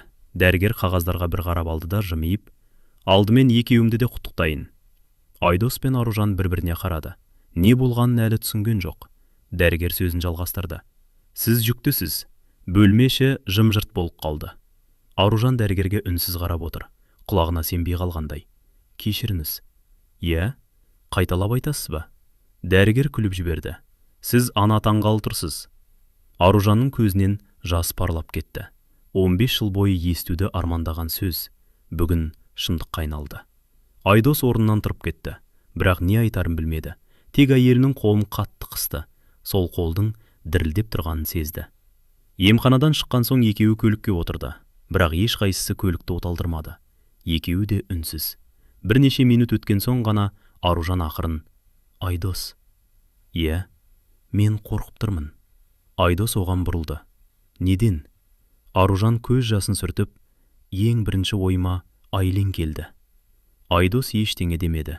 Өйткені дәл сол сәтте оның да ойында сол кішкентай қыз тұрған еді. Емханадан шыққан соң көліп біраз уақыт орнынан қозғалған жоқ. Аружан екі қолын ішіне қойып отыр. Қуанып та отыр, сенбей де отыр. 15 жыл күткен қуаныш дәл осылай келеді деп ешқашан ойламаған. Бірақ дәл сол сәтте жүрегіне бір сұрақ келіп орнықты. Айлин қалай қабылдар екен? Айдос көлікті баяу ғана жүргізіп келеді. Жол бойы екеуі аз сөйледі. Бір кезде Айдос үнсіздікті бұзды. Үйге бара сала ешкімге айтпайық. Аружан бұрылып қарады. Неге? Алдымен өзіміз ойланайық. Нені? Айлинді. Біз қуаныштың қыздың көңіліне көлеңке түсіргенін қаламаймыз. Аружан ақырын ғана басын изеді. Мен де соны ойлап келем. Үйге келгенде Айлин ауылда сурет салып отыр екен. Оларды көре сала орнынан атып тұрды. Келдіңдер ме? Жүгіріп келіп екеуін кезек-кезек құшақтады. Қайда бардыңдар? Аружан оның маңдайынан сүйді. Ауданға барып келдік қызым. Дәрігерге ме? Иә. Ауырып қалдың ба? Жоқ. Онда жақсы. Айлин ештеңе сұрамады, қолынан ұстап. Жүріңдер, мен сурет салдым деді. Кешке үшеуі ауылда шай ішіп отырды. Айлин жаңа ғана бақшадан теріп келген құлтынайларды жуып әкелді. Мынау үлкені Айдос ағайға, тағы біреуін алып, мынау Аружан апайға. Өзіне ең кішкентайын алды. Айдос күліп: Неге өзіңе кішкентайын алдың? Сендер үлкенсіңдер ғой. Аружан қыздың жүзіне ұзақ қарап қалды. Кейде бала ештеңе үйретпей-ақ үлкендерге өмірдің мәнін көрсетіп қояды. Сол түні Айлин ұйықтап қалғаннан кейін ғана екеуі дастархан басына қайта отырды. Айдос үнсіз шай құйып берді. Айдос: Иә, қуанып отырған сияқтымын, бірақ қорқып та отырмын. Мен де. Егер Айлин өзін артық сезініп қалса ше? Айдос басын шайқады. Ол біздің қолымызда. Қалай? Осы күнге дейін қалай жақсы көрсек, бұдан кейін де солай жақсы көреміз. Бір талда кемітпейміз. Аружан көз жасын сүртті. Мен бір нәрсе істегім келеді. Не? Бүгіннен бастап өзіме бір ереже қоямын. Қандай? Ішімдегі бала дүниеге келгенше де, дүниеге келгеннен кейін де Айлин бір күнде өзін жалғыз сезінбеуі керек. Айдос оның қолынан ұстады. Ендеше екеуміз бірдей уәде берейік. Қандай? Үйімізге екінші бала келеді, бірақ тұңғышымыз өзгермейді. Ол әрқашан Айлин болып қалады. Аружан көз жасын тыя алмай басын изеді. Иә, біз екі баланың ата-анасы боламыз, бірақ ешқашан бірін екіншісінен артық көрмейміз. Ертеңінде таңертең Айлин ерте оянды. Аружан ас үйде таңғы ас дайындап жүрген. Қыз ақырын келіп арқасынан құшақтап алды. Қайырлы таң. Қайырлы таң ботам. Бүгін құшақтағым келіп кетті. Аружан артына бұрылып, қызды бауырына қысты. Сол сәтте оның көзінен тағы да жас шықты. Бұл жолы ол жасты Айлин байқамады. Ал Аружан ішінен: «Уа Алла, мағаған екі балаға да әділ ана болуды нәсіп етті», деп үнсіз дұға етті. Сол дұға оның өмір бойғы сертіне айналатынын ол әлі білмейтін еді. Жаздың аптап ыстығы басталды. Аружан бұрынғыдай таңертең ерте тұрып, үйдің тірлігін істейтін. Бірақ Айдос бір өзгерісті байқап жүрді. Бұрын бәрін өзі істеп үлгеретін Аружан енді тез шаршап қалатын. Шерекпен су тасуға ұмтылса: «Қой, мен өзім істеймін», дейтін Айдос. «Өзім ақ көтеремін». Дәрігер не деді, есінде ме? Есімде. Онда тыңда. Аружан күліп: «Бұрын мұнша айтпайтын едің. Бұрын сен екеу ерінде». Екеуі де күліп жіберді. Айлин бұл өзгерістерді үнсіз бақылап жүрді. Бір күні түсте Аружан кір жуып жатқан. Қыз жүгіріп келді. «Мен жайып беремін». «Қолың жетпейді ғой». «Орындыққа шығамын». Шынында да орындыққа шығып алып, кішкентай киімдерді бір-бірлеп жіпке іле бастады. Аружан қарап тұрып қалды. «Кім үйретті саған?» «Ешкім». «Онда қайдан білдің?» Айлин иығын көтерді. «Сен шаршап қалмасын», дедің. Аружан қызды құшағына қысып: «Рахмет жаным». Айлин оның неге көзіне жас алғанын түсінбеді. Сол кеште Айдос жұмыстан келгенде Аружан болғаған оқиғаны айтып берді. Айдос үнсіз тыңдады. «Көрдің бе?» «Нені?» «Ол біз ойлағаннан да мейірімді қыз болып өсіп келеді». Айдос күлімсіреді. «Өйткені оны мейірімнің ортасына әкелдік». Күндердің бірінде Зейнеп әжей қонаққа келді. Шай ішіп отырған кезде Аружанның кесесіне қарады. «Шайың суып қалыпты ғой». «Ішкім келмей тұр». Әжей бірден ештеңе демеді. Бірақ Аружан ас үйге кіріп кеткенде Айдосқа қарап күлімсіреді. «Балам». «Иә апа». «Құтты болсын». Айдос таңырқап қалды. «Сіз қайдан?» Ана болған әйелдің көзі мұндай нәрсені байқайды. Айдос та жымиып қойды. «Әлі ешкімге айтқан жоқпыз. Дұрыс істегенсіңдер». Айлин үшін алаңдап жүрміз. Зейнеп әжей басын изеді. «Солай болатын біргемін». Бір кезде әжей Айлинді шақырды. «Қызым, бері келші». Айлин әжесінің қасына келіп отырды. «Маған бір нәрсе айтшы». «Не? Сен Аружан апайыңды жақсы көресің бе?» «Иә». «Айдос ағайынды ше?» «Оны да». «Неге?» Қыз сәл ойланып қалды. «Олар мені күтеді». «Қалай?» «Мен ұйықтасам көрпемді жауып қояды. Мен ауырсам дәрі береді. Мен күлсем өздері де күледі». Әжей үнсіз қалды. Осы қарапайым жауаптың ішінде үлкен шындық жатқан еді. Кешке әжей қайтарда Аружанға ақырын ғана: «Қызым». «Иә апа». «Сендер бір нәрседен бекер қорқып жүрсіңдер». «Қалай?» «Баланы махаббатпен өсірсеңдер, ол махаббатты бөлісіп алады, бөліп жармайды». Аружан терең ойға кетті. Бұл сөз оның жүрегіне ерекше жетті. Сол түні Айлин ұйықтап қалғаннан кейін Айдос екеуі аулада отырды. Аспан толы жылдыз. Жаздың қоңыр самалы есіп тұр. Айдос жай ғана: «Ертең дәрігерге тағы барамыз». «Иә, бәрі дұрыс болса, енді Айлинге қалай, қашан айтатынымызды ойластырамыз». Аружан басын иығына қойды. «Асықпайық». «Иә, ол бұл жаңалықты қуанышпен қабылдауы керек». Айдос оның сөзін жалғады. «Өйткені бұл сәбі тек біздің ғана емес, Айлиннің де бауыры болады». Екеуі үнсіз көкке қарады. Ал үйдің ішінде тәтті ұйқыда жатқан кішкентай қыз өз өміріне үлкен өзгеріс жақындап келе жатқанын әлі сезген жоқ. Жаздың ортасы болатын. Аружанның іші сәл ғана білініп қалған. Бірақ кең көйлек кигенде ешкім аңғара қоймайтын. Сол күні кешке үшеуі аулада кешкі ас ішіп отырды. Айлин дастарханды жинауға көмектесіп жүр. Бір кезде ол Аружанның қолындағы шелекті алайын деп ұмтылды. «Жоқ қызым, көтерме». «Неге?» «Ауырлау». «Бұрын көтеретін едің ғой». Аружан бір сәт Айдосқа қарады. Екеуі үнсіз түсіністі. Уақыты келген сияқты. Кешкі шайдан кейін Айдос ауылдағы орындықты көлеңкеге шығарып қойды. Үшеуі қатар отырды. Ауыл іші тынышталып қалған. Алыстан сиыр қайырып келе жатқан балалардың дауысы ғана естіледі. Айдос Айлинді тізесіне отырғызды. «Қызым, саған бір әңгіме айтайық деп едік». Айлин қызға қарап қалды. «Қандай әңгіме?» Аружан оның шашын сипап қойды. «Сен бауыр дегеннің не екенін білесің бе?» «Білемін». «Кім?» «Ерлан ағайдың кішкентай інісі бар». «Дұрыс. Олар бірге ойнайды». «Иә». Айлин қуанып кетті. «Менің де бауырым болса ғой». Айдос пен Аружан бір-біріне қарап жымиды. «Қызым». «Иә». «Алла қаласа, сенің де бауырың болады». Айлин көзін үлкен ашып қалды. «Шынымен бе?» Иә, қайда?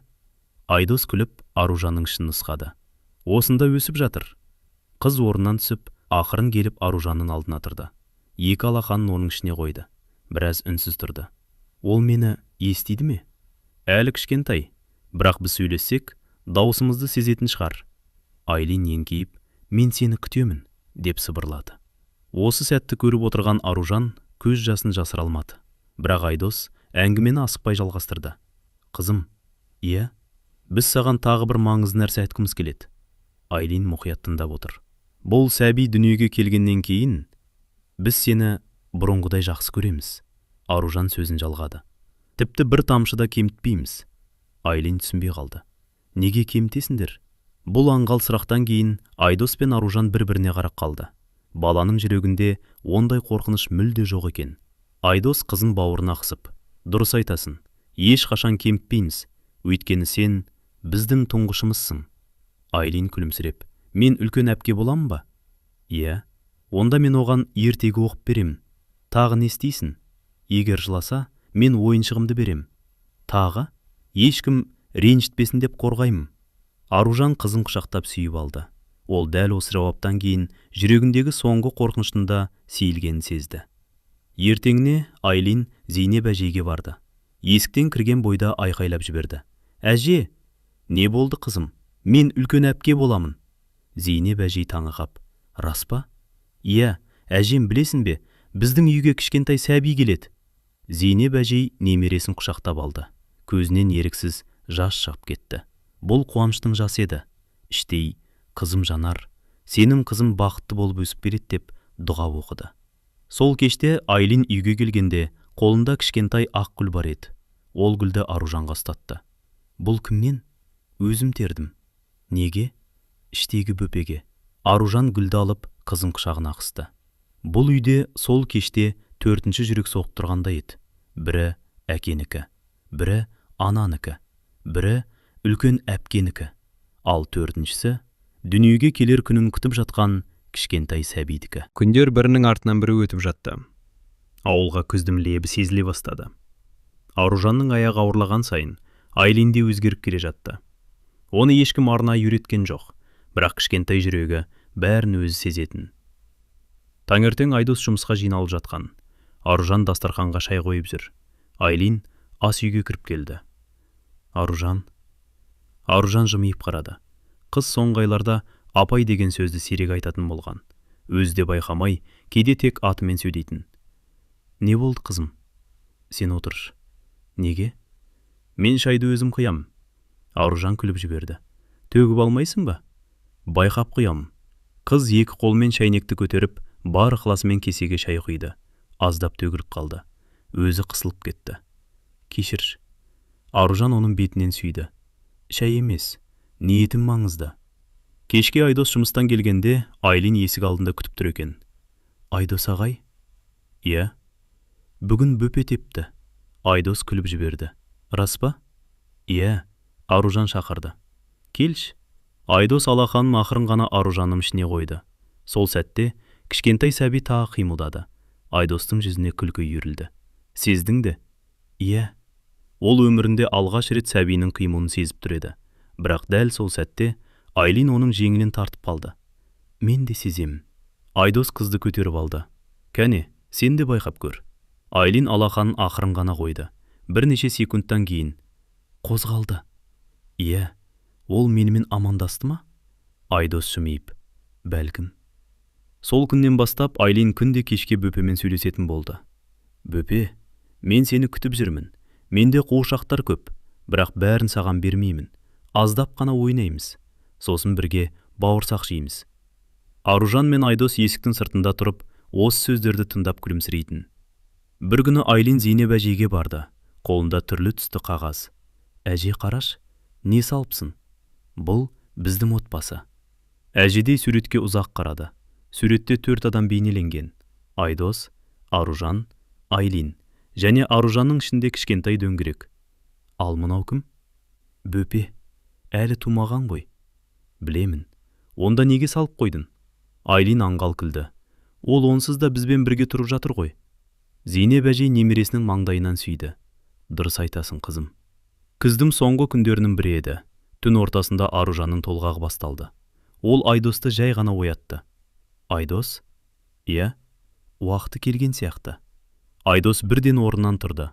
Даусы сабырлы болғанымен, қолы сәл дірілдеп кетті. Сөмкені алып шықты. Құжаттарды тексерді. Сыртқа шығып көлікті дайындады. Айлин де оянып кеткен екен. Ұйқылы көзімен есік алдында тұр. Не болды? Аружан еңкейіп қызын құшақтады. Біз ауруханаға барамыз, қызым. Бөпе келе ме? Иә. Айлин күлімсіреді. Сосын жүгіріп барып, бөлмесінен әргі кішкентай ақ гүлдің кепкен күлтесін алып келді. Оны Аружанның алақанына салды. Мұны бөпеге бер. Неге? Ол қорықпасын. Аружан қызын құшақтап тұрып, көз жасын тыя алмады. Айдос үнсіз ғана осы көрініске қарап тұрды. Ол жүрегінде бір ғана тілек айтты. Я Алла, екі баламды да, жарымды да аман сақтай көр. Көлік қараңғы түнде ауылдан баяу шығып бара жатты. Ал үйдің керезесінде Зейнеп әжей мен Айлин қатат тұрып, үнсіз дұға жасап қала берді. Түн ұзақ болды. Айдос аурухана дәлізінде ар-бер жүріп қоймайды. Кейде терезенің алдына барып тұрады. Кейде телефонын қолына алады да, қайта қалтасына салып қояды. Өмірінде дәл бүгінгідей уақыттың баяу өткенін көрмеген. Таң намазының уақыты жақындап қалған. Аурухананың іші де тынышталып қалыпты. Айдос дәліздің шетіне барып, үнсіз дұға етті. Уа Раббым, жарымды да, сәбиімді де аман ет. Осы күнге жеткізгеніңе шүкір. Таңғы 7-лер шамасында босану бөлімінің есігі ашылды. Ақ халат киген дәрігер сыртқа шықты. Айдос орнынан атып тұрды. Құттықтаймын. Айдостың жүрегі дүрсілдеп кетті. Анасы да, сәби де аман. Ұл бала. Айдос көзіне келген жасты жасыра алмады. 15 жыл күткен қуаныш. Бірақ ең бірінші айтқан сөзі, Аружан қалай? Дәрігер жымиып, жақсы, аздап демалып жатыр. Ал бөпе? Сап-сау. Айдос басын көкке көтеріп, әлхамдулилля, деді. Бір сағаттан кейін ғана нәрестені әкеліп көрсетті. Аппақ көрпеге оралған кіп кішкентай сәби, жұдырығын түйіп алыпты. Айдос саусағын ақырын ғана жақындатқанда, сәби оның сұқ саусағынан ұстап алды. Сол сәтте Айдос еріксіз күліп жіберді. Қарашы, ұстап алды ғой. Медбике де жымиып, әкесін жібергісі келмей тұрған шығар. Түске қарай Зейнеп әжей мен Айлин де ауруханаға келді. Айлин қолына өзі салған суретті ұстап алған. Суретте 4 адам. Ал ортасында кішкентай сәби. Төбесіне үлкен әріптермен «Қош келдің бөпе» деп жазып қойған. Жазуды толық жаза алмаған. Кейбір әріптері қисық. Бірақ ол сурет дүкеннен алынған ең қымбат сыйлықтан да қымбат еді. Палатаға кіргенде Аружан әлсіз жымиып қарсы алды. Келдіңдер ме? Айлин жүгіріп барып құшақтағысы келді. Бірақ Айдос, ақырын қызым, анаң әлі шаршаңқы деді. Айлин бірден тоқтады. Жақсы. Ол жай ғана Аружанның қолынан ұстап тұрды. Ауырып тұрма? Аздап. Бірақ қазір жақсы. Көп замай медбике сәбиді алып келді. Айлин орнынан тұрып кетті. Көзін алмай қарап тұр.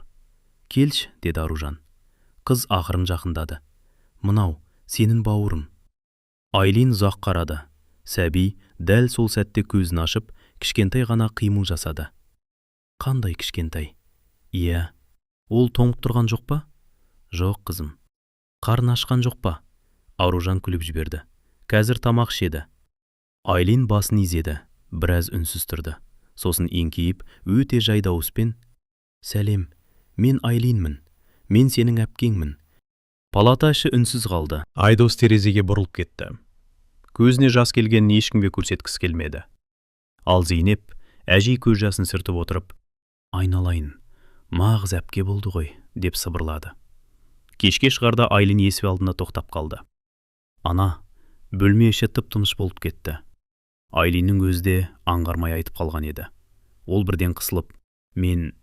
Аружан орнынан тұра алмады, тек қолын созды. Бері келші қызым. Айлин жүгіріп барып құшағына кірді. Аружан оның маңдайынан ұзақ сүйді. Осы сөзді естуді мен ешқашан сұраған емеспін. Бірақ бүгін жүрегімдегі ең үлкен сыйды алдым. Айлин үнсіз құшақтап тұрды. Ол бұл сөздің Аружан үшін қаншалықты қымбат екенін әлі түсінбейтін. Бірақ бір нәрсені анық сезді. Бұл құшақ өз анасының құшағындай жылы еді. Ауруханадан шығатын күнде келді. Таңертеңнен бастап Айдос үйде жүр.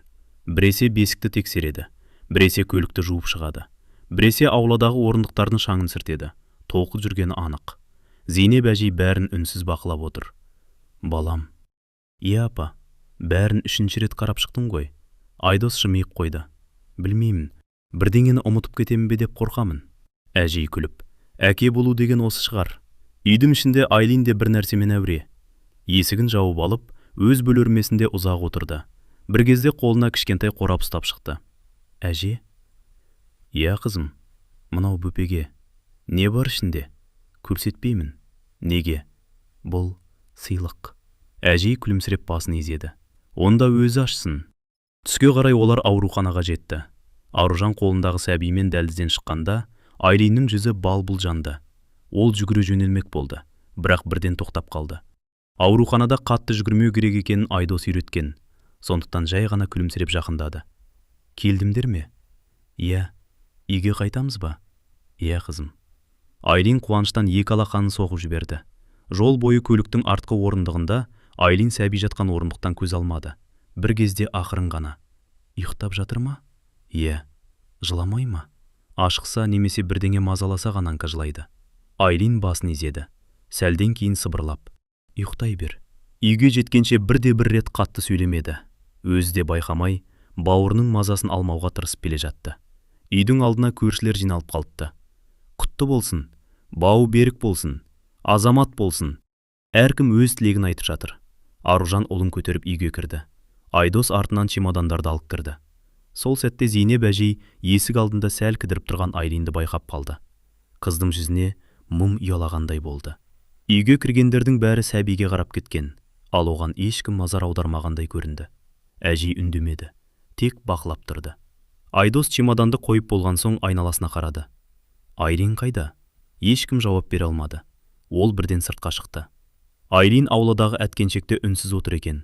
Аяғымен жерді жай ғана итеріп қояды. Айдос жанына келіп отырды. Неге жалғыз отырсың? Жай, үйге кірмедің ғой. Қыз біраз үнсіз қалды. Сосын өте жай дауыспен, қазір бәрі бөпені жақсы көреді ғой. Айдостың жүрегі шым ете қалды. Ол дәл осы сәттен қорқып жүрген. Қыз оның көзіне қарамай сөзін жалғастырды. Маған ешкім ренжімейді. Мен жай ғана осында отырдым. Айдос еңкейіп қызды алдына отырғызды. Маған қараш. Айлин ақырын ғана көзін көтерді. Есіңде ме мен саған бір күні не дегенмін? Қыз ойланып қалды. Қай күні? Сен алғаш осы үйге көшіп келгенде. Айлин үндемеді. Мен саған, бұл үй сенің де үйін дегенмін. Иә. Сол сөз өзгерген жоқ. Айдос қыздың екі қолынан ұстады. Ал сен біздің тұңғышымызсың. Бұл сөзді мен жай айтқан жоқпын. Жүрегіммен айттым. Бүгін де солай, ертең де солай. Айлиннің көзінен бір тамшы жас сырғып түсті. Шын айтасың ба? Егер өтірік айтсам, дәл қазір көзіңе қарай алмас едім. Қыз ештеңе деместен Айдосты құшақтап алды. Осы сәтте есік алдында тұрған Аружан бәрін көріп тұр екен. Қолында сәби, жанында Зейнеп әжей. Аружанның көзінен жас ақты. Әжей жай ғана. Көрдің бе қызым? Нина апа, әке деген осындай болады. Аружан басын изеді. Иә. Бүгін Айлин екінші рет әкесін тапты. Айдос қыздың қолынан ұстап үйге қарай беттеді. Ал екінші қолмен бесіктегі сәби жатқан арбаны итеріп келеді. Бір қолында тұңғыш қызы, бір қолында жаңа туған ұлы. Ол еш қайсысының қолын жіберген жоқ. Сол көріністі көрген Зейнеп әжей іштей, «Я Алла, осы екі қол өмір бойы осылай бірге ұсталып жүрсін», деп дұға етті. Ол дүниеге келгеніне 7 күн болды. Үйдің іші біртіндеп бұрынғы тіршілігіне қайта түсе бастады. Түнде сәби оянса, Айдос Аружаннан бұрын тұрып кететін. Сен жата тұр дейтін ол. Өзім аламын. Жоқ, сенің де тымыққаның керек. Аружан күйеуіне қарап іштей күлімсірейтін. 15 жыл бойы перзент сүюді армандаған адам әр сәттің қадірін ерекше білетін. Сол сенбіде Айдос ауылдың имамын үйге шақырды. Жақын туыстар ғана жиналды. Үлкен дастархан жайылды. Зейнеп әжей де ертерек келіп, ас үйде Аружанға көмектесіп жүр. Айлин болса, есіктің алдына қайта-қайта жүгіріп шығып, «Қонақтар келді», деп сүйінші сұрайды. Имам нәрестені қолына алып, оң құлағына азан, сол құлағына қамат айтты. Үйдің іші тып-тыныш. Сәби де үнсіз жатыр. «Балаға қандай ат қоясыздар?» деп сұрады имам. Айдос Аружанға қарады. Бұл атты екеуі баяғыда-ақ таңдаған. Аман, деді Айдос. Неге дәл осы есім? Деп сұрады имам. Айдос жымиып жауап берді. Өйткені бұл бала бізге Алланың аманатындай болып келді. Ал Аружан сөзін жалғады. Біздің қызымыз да бізге аманат болып келді. Екеуінің де амандығын тілеп осы атты таңдадық. Зейнеп әжей көз жасын сыртып отырды. Бұл сөз оның жүрегіне ерекше жетті. Қонақтар тараған соң үйде төртеуі ғана қалды. Аман бесігінде ұйықтап жатыр. Айлин бесіктің қасына орындық әкеліп қойыпты. Біресе бауырына қарайды, біресе күлімсірейді. Не қарап отырсың? Деп сұрады Айдос.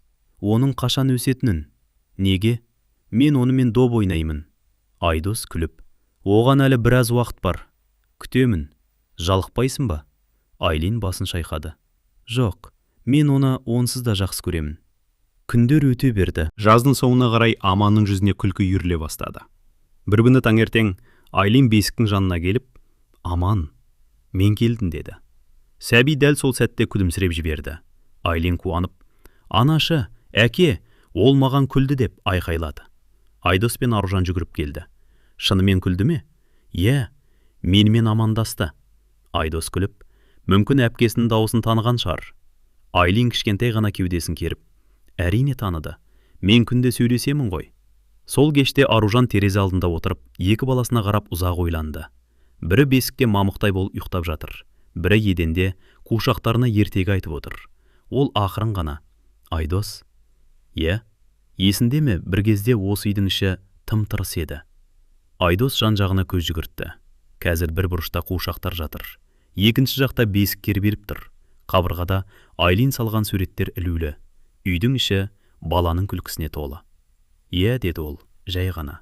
Алла бізге күткеннен де артық сый берді. Аружан басын изеді. Иә, әуелі қыз сыйлады, сосын ұл сыйлады. Бірақ ең үлкен сыйы оларды бір-біріне бауыр етіп өсірген шығар. Уақыттың қаншалықты жүйрік екенін адамдар көбіне ескі суреттерге қарағанда ғана аңғарады. Бір күні Аружан үй жинап жүріп, шкафтың жоғарғы сөресінен көк түсті альбомды тауып алды. Шаңын сыртып, қонақ бөлмедегі үстелге қойды. Кешке Айдос жұмыстан келгенде, екеуі үнсіз отырып суреттерді қарай бастады. Алғашқы сурет. Жас шаңырақ. Екеуі ғана. Артынша тағы бір сурет. 3 жасар Айлин ауылдағы әткеншекте күліп отыр. Келесі бетте жаңа туған Аман бесікке жатыр. Алқасында кішкентай Айлин маңдайынан сүйіп тұр. Айдос жымиып, мына суретті есінде сақтапсың ғой. Қалай ұмытайын? Сол күні екеуін ұзақ қарап отырғанмын. Сырттан балалардың күлкісі естілді. Аружан терезеден қарады. Айлин енді бой жетіп қалған. Аман да мектепке барып жүрген тентек бала. Екеуі аулада доп ойнап жүр. Аман, бері пас бер. Ұстап ал әпке. Доп дуалдан асып кетті. Аман жүгіріп әкелмек болды. Айлин күліп, ақырын, құлап қаласың. Мен кішкентай емеспін. Мен үшін әлі кішкентайсың. Айдос сыртқа қарап жымиды. Бұлардың күнде осылай сөзге керіп 5 минуттан кейін қайта күліп жүргендендері қандай жақсы. Кешкі шай үстінде Аман мектептегі жаңалығын айтып отыр. Әке, бүгін сыныпта бір бала әпкесін жамандап отырды. Сосын, мен ренжідім. Айдос таңырқай қарады. Неге? Әпке деген жаман болмайды. Айлин күліп, мен кейде ұрсам да ма? Ол басқа. Сен бәрібір менің әпкемсің. Зейнеп әжей сол күні қонақта отырған. Ол үнсіз ғана немересіне қарады.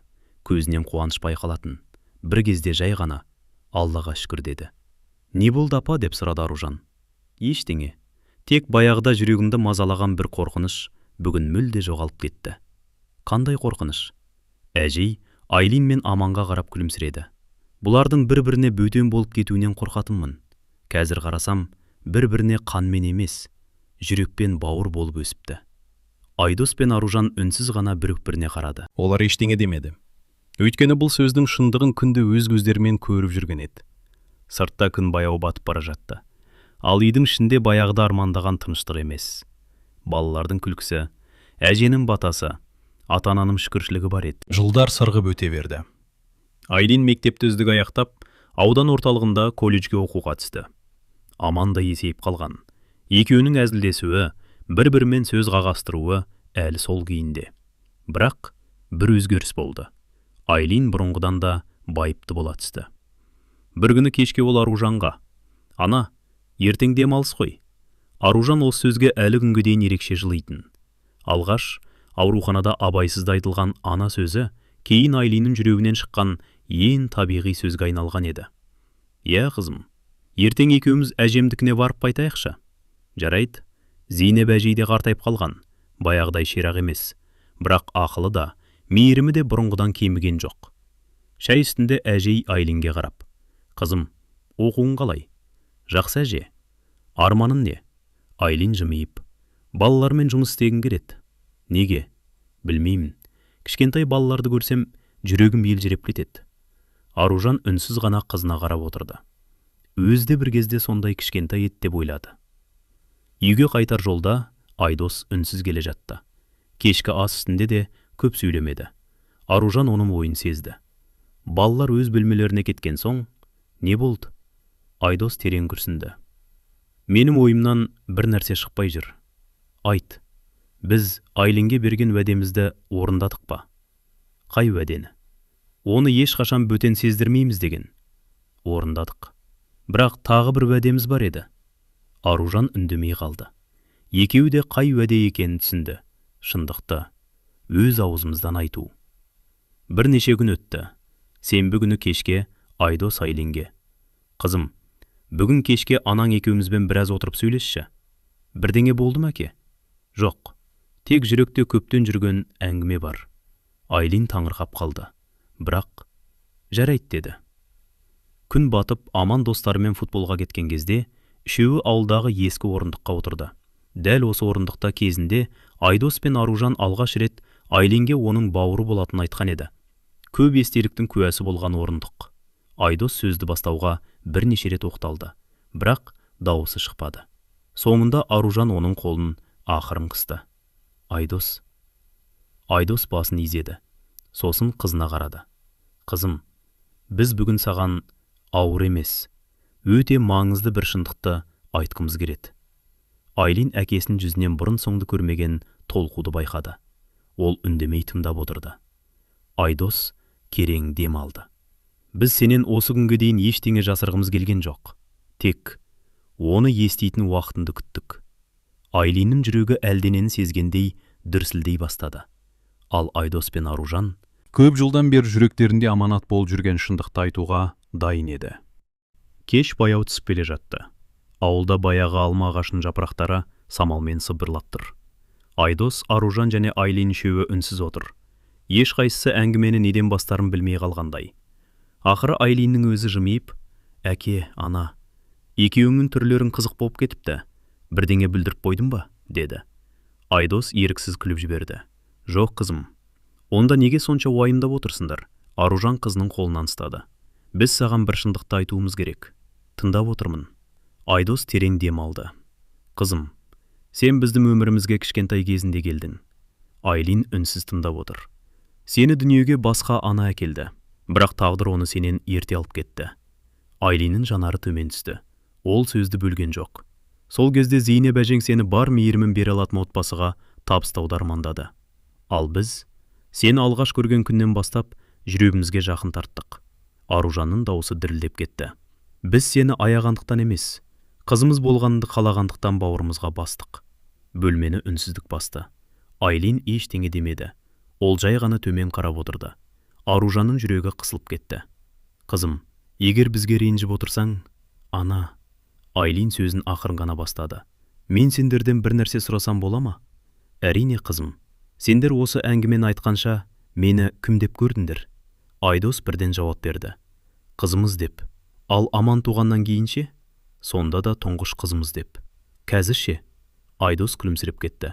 «Қазір де солай». Айлин орнынан тұрды. Үйдің бұрышындағы ескі сөреден көк түсті фотоальбомды алып келді. Оны жайлап ашты. Бірінші бетінде өзі 3 жасар кезіндегі сурет. Келесі бетте Айдостың иығында отыр. Тағы бір бетте Аружан оны мектепке шығарып салып тұр. Келесі суретте жаңа туған Аманды құшақтап алған. Айлин альбомды жауып, ата-анасына қарады. «Мына суреттердің біреуінде де мен өзімді бөтен сезінген емеспін». Аружан көз жасын сүртті. Айлин сөзін жалғастырды. «Мен кішкентай кезінен бір нәрсені ғана білдім». «Нені, қызым?» «Үйге келсем, анам күтіп отырады. Әкем жұмыстан келеді. Інім соңымнан жүгіреді. әжем батасын береді. Мен үшін отбасы деген осы. Айдос үндемей қызына қарап отыр. Айлин әкесінің қасына келіп отырды. Әке, иә қызым, сен бір күні маған бұл үй сенің де үйін дегенсің. Иә, сол күні мен саған сеніп қалғанмын. Айдостың көзінен жас ақты. Айлин енді Аружанға бұрылды. Ана, иә жаным, мені дүниеге басқа адам әкелген шығар. Бірақ ана болу тек дүниеге әкелумен өлшенбейді екен. Ана болу құлағанында тұрғызу екен, ауырғанда түнінді ұйқысыз өткізу екен, қуанғанда өзіңмен артық қуану екен. Сен маған осының бәрін бердің. Сондықтан сен менің жалғыз анамсың. Аружан орнынан тұрып, қызын құшағына қысты. Екеуі үнсіз жылап тұрды. Бұл айырылыстың емес, жүректердің бұрынғыдан да жақындай түскенінің көз жасы еді. Ал есік алдында бәрін естіп тұрған Аман ішке кірді. Ол ештеңе сұрамады. Тек әпкесінің қасына келіп, әпке, иә, сен қайдан келсең де, сен бәрібір менің әпкемсің. Айлин күліп көз жасын сүртті. Ал сен әрқашан менің інім болып қаласың. Сол кеште бұл шаңырақта ештеңе өзгерген жоқ. Тек көп жылдан бері жүректерде аманат болып сақталған шындық өз орнына түсті. Сол әңгімеден кейін үйдің ішінде ештеңе өзгерген жоқ. Тек бәрінің жүрегі бұрынғыдан да жеңілдеп қалғандай болды. Көп жылдан бері айтылмай жүрген шындық енді ешкімнің жанын ауыртпайтын. Керісінше, олардың бір-біріне деген сенімін нығайта түсті. Күздің жайма шуақ күні еді. Зейнеп әжейдің туған күніне орай бүкіл әулет жиналды. Үлкен дастархан жайылды.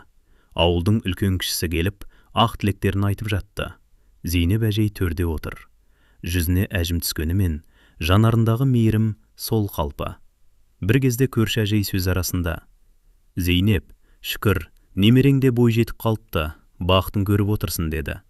Зейнеп әжей күлімсіреп: Иә, Аллаға шүкір. Кейде адамға өз баласын өсіру емес, өзгенің баласын өз баласындай өсірген адамдарды көру де үлкен бақыт екен. Айдос пен Аружан үндемей қалды. Бұл сөз екеуіне де арналғанын түсінді. Түстен кейін балалар аулаға шықты. Аман доп теуіп жүр. Айлин ас үйден самауырға су алып шыққан Аружанға көмектесті. Ана, өзім көтеремін. Ауыр болып кетпей ме? Сен маған кішкентайынан сенуді үйреттің ғой. Аружан қызына сүйсіне қарап қалды. Иә, сен де сол сенімді ақтадың. Кешке күн қызарып батып бара жатқан. Айдос баяғы өздердері талай отырған төбеге жалғыз көтерілді. Көп ұзамай қасына Аружан келді. Тағы да осы жерге келіп отырсың ба? Иә. Нені ойлап отырсың? Айдос төмендегі ауылға қарап жымиып қойды. Есінде ме? Бір кезде дәл осы жерде отырып, үйімізде балалардың күлкісі естілсе екен деп армандаушы едік. Аружан үнсіз басын изеді. Есімде.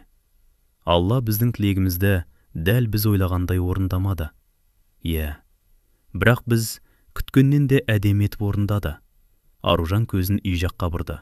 Терезеден жарық көрінеді. Іште Айлин мен Аман күліп сөйлесіп жүргені анық естіліп тұр. Рас айтасың. Егер сол кезде бәрі бірден бола кеткенде, бәлкім біз Айлинді кездестірмес едік. Айдос терең тыныс алды. Демек, ол біздің қызымыз болуы керек болған. Сол сәтте төменнен Аманның дауысы естілді. Әке! Иә? Ана! Не болды? Айлин әпкем бәліш пісіріпті. Тез түсіндер. Екеуі бір-біріне қарап күліп жіберді. Жүрейік деді Аружан. Жүрейік. Үйге кіргенде дастархан жайылып тұр екен. Айлин ұялғандай күлімсіреп: Алғаш рет өзім жасап көрдім. Айдос бір үзім алып үнсіз жеп көрді. Қалай? Деді Айлин тағатсызданып. Дәмі қандай екен, ана? Өте дәмді. Айдос қызына қарап: Білесің бе, қызым? Не? Осы үйдің берекесі сен алғаш табалдырықтан аттаған күні кірген. Айлин ештеңе демеді, тек әкесінің қолын ақырын қысып қойды. Сол түні үйдің шамдары біртіндеп сөнді. Тек дәліздегі қабырғада ілулі тұрған суреттер ғана көзге түсіп тұрды. Бір суретте жас Айдос пен Аружан. Келесі суретте 3 жасар Айлин. Тағы бірінде жаңа туған Аман. Ал ең соңғысында төртеуі мен Зейнеп әжей бірге күліп тұр. Бұл суреттерге қараған адам олардың қайсысы туған, қайсысы асыранды екенін ажырата алмас еді. Өйткені ол үйде мұндай айырмашылық ешқашан болған емес. Сол шаңырақта адамдарды қан емес, махаббат біріктірген еді. Құрметті тыңдарман, егер осы әңгіме жүрегіңізге жетіп, бір сәт болса да ойландыра алса, біздің мақсатымыздың орындалғаны. Өмірде кейде адамды жақындастыратын қан емес, мейірім. Нағыз ата-ана болу, дүниеге әкелумен ғана емес, жүрекпен қабылдап, махаббатпен өсірумен өлшенеді. Егер бұл шығарма сізге ұнаса, арнамызға жазылып, бейнеге лайк басып, өз пікіріңізді пікірлер бөліміне қалдыруды ұмытпаңыз. Сіздің әрбір жылы лебізіңіз бізге осындай өмірден алынған, тағылымы мол, жаңа әңгімелер жазуға шабыт береді. Бұл әңгімені дәл қазір кімге жіберер едіңіз? Ойыңызды пікірге жаза кетсеңіз, барлық пікірді ықыласпен оқимыз. Алла әр шаңыраққа береке, бірлік, амандық және перзент қуанышын нәсіп етсін. Келесі әсерлі әңгімеде аман есен жүздескенше, сау саламат болыңыздар.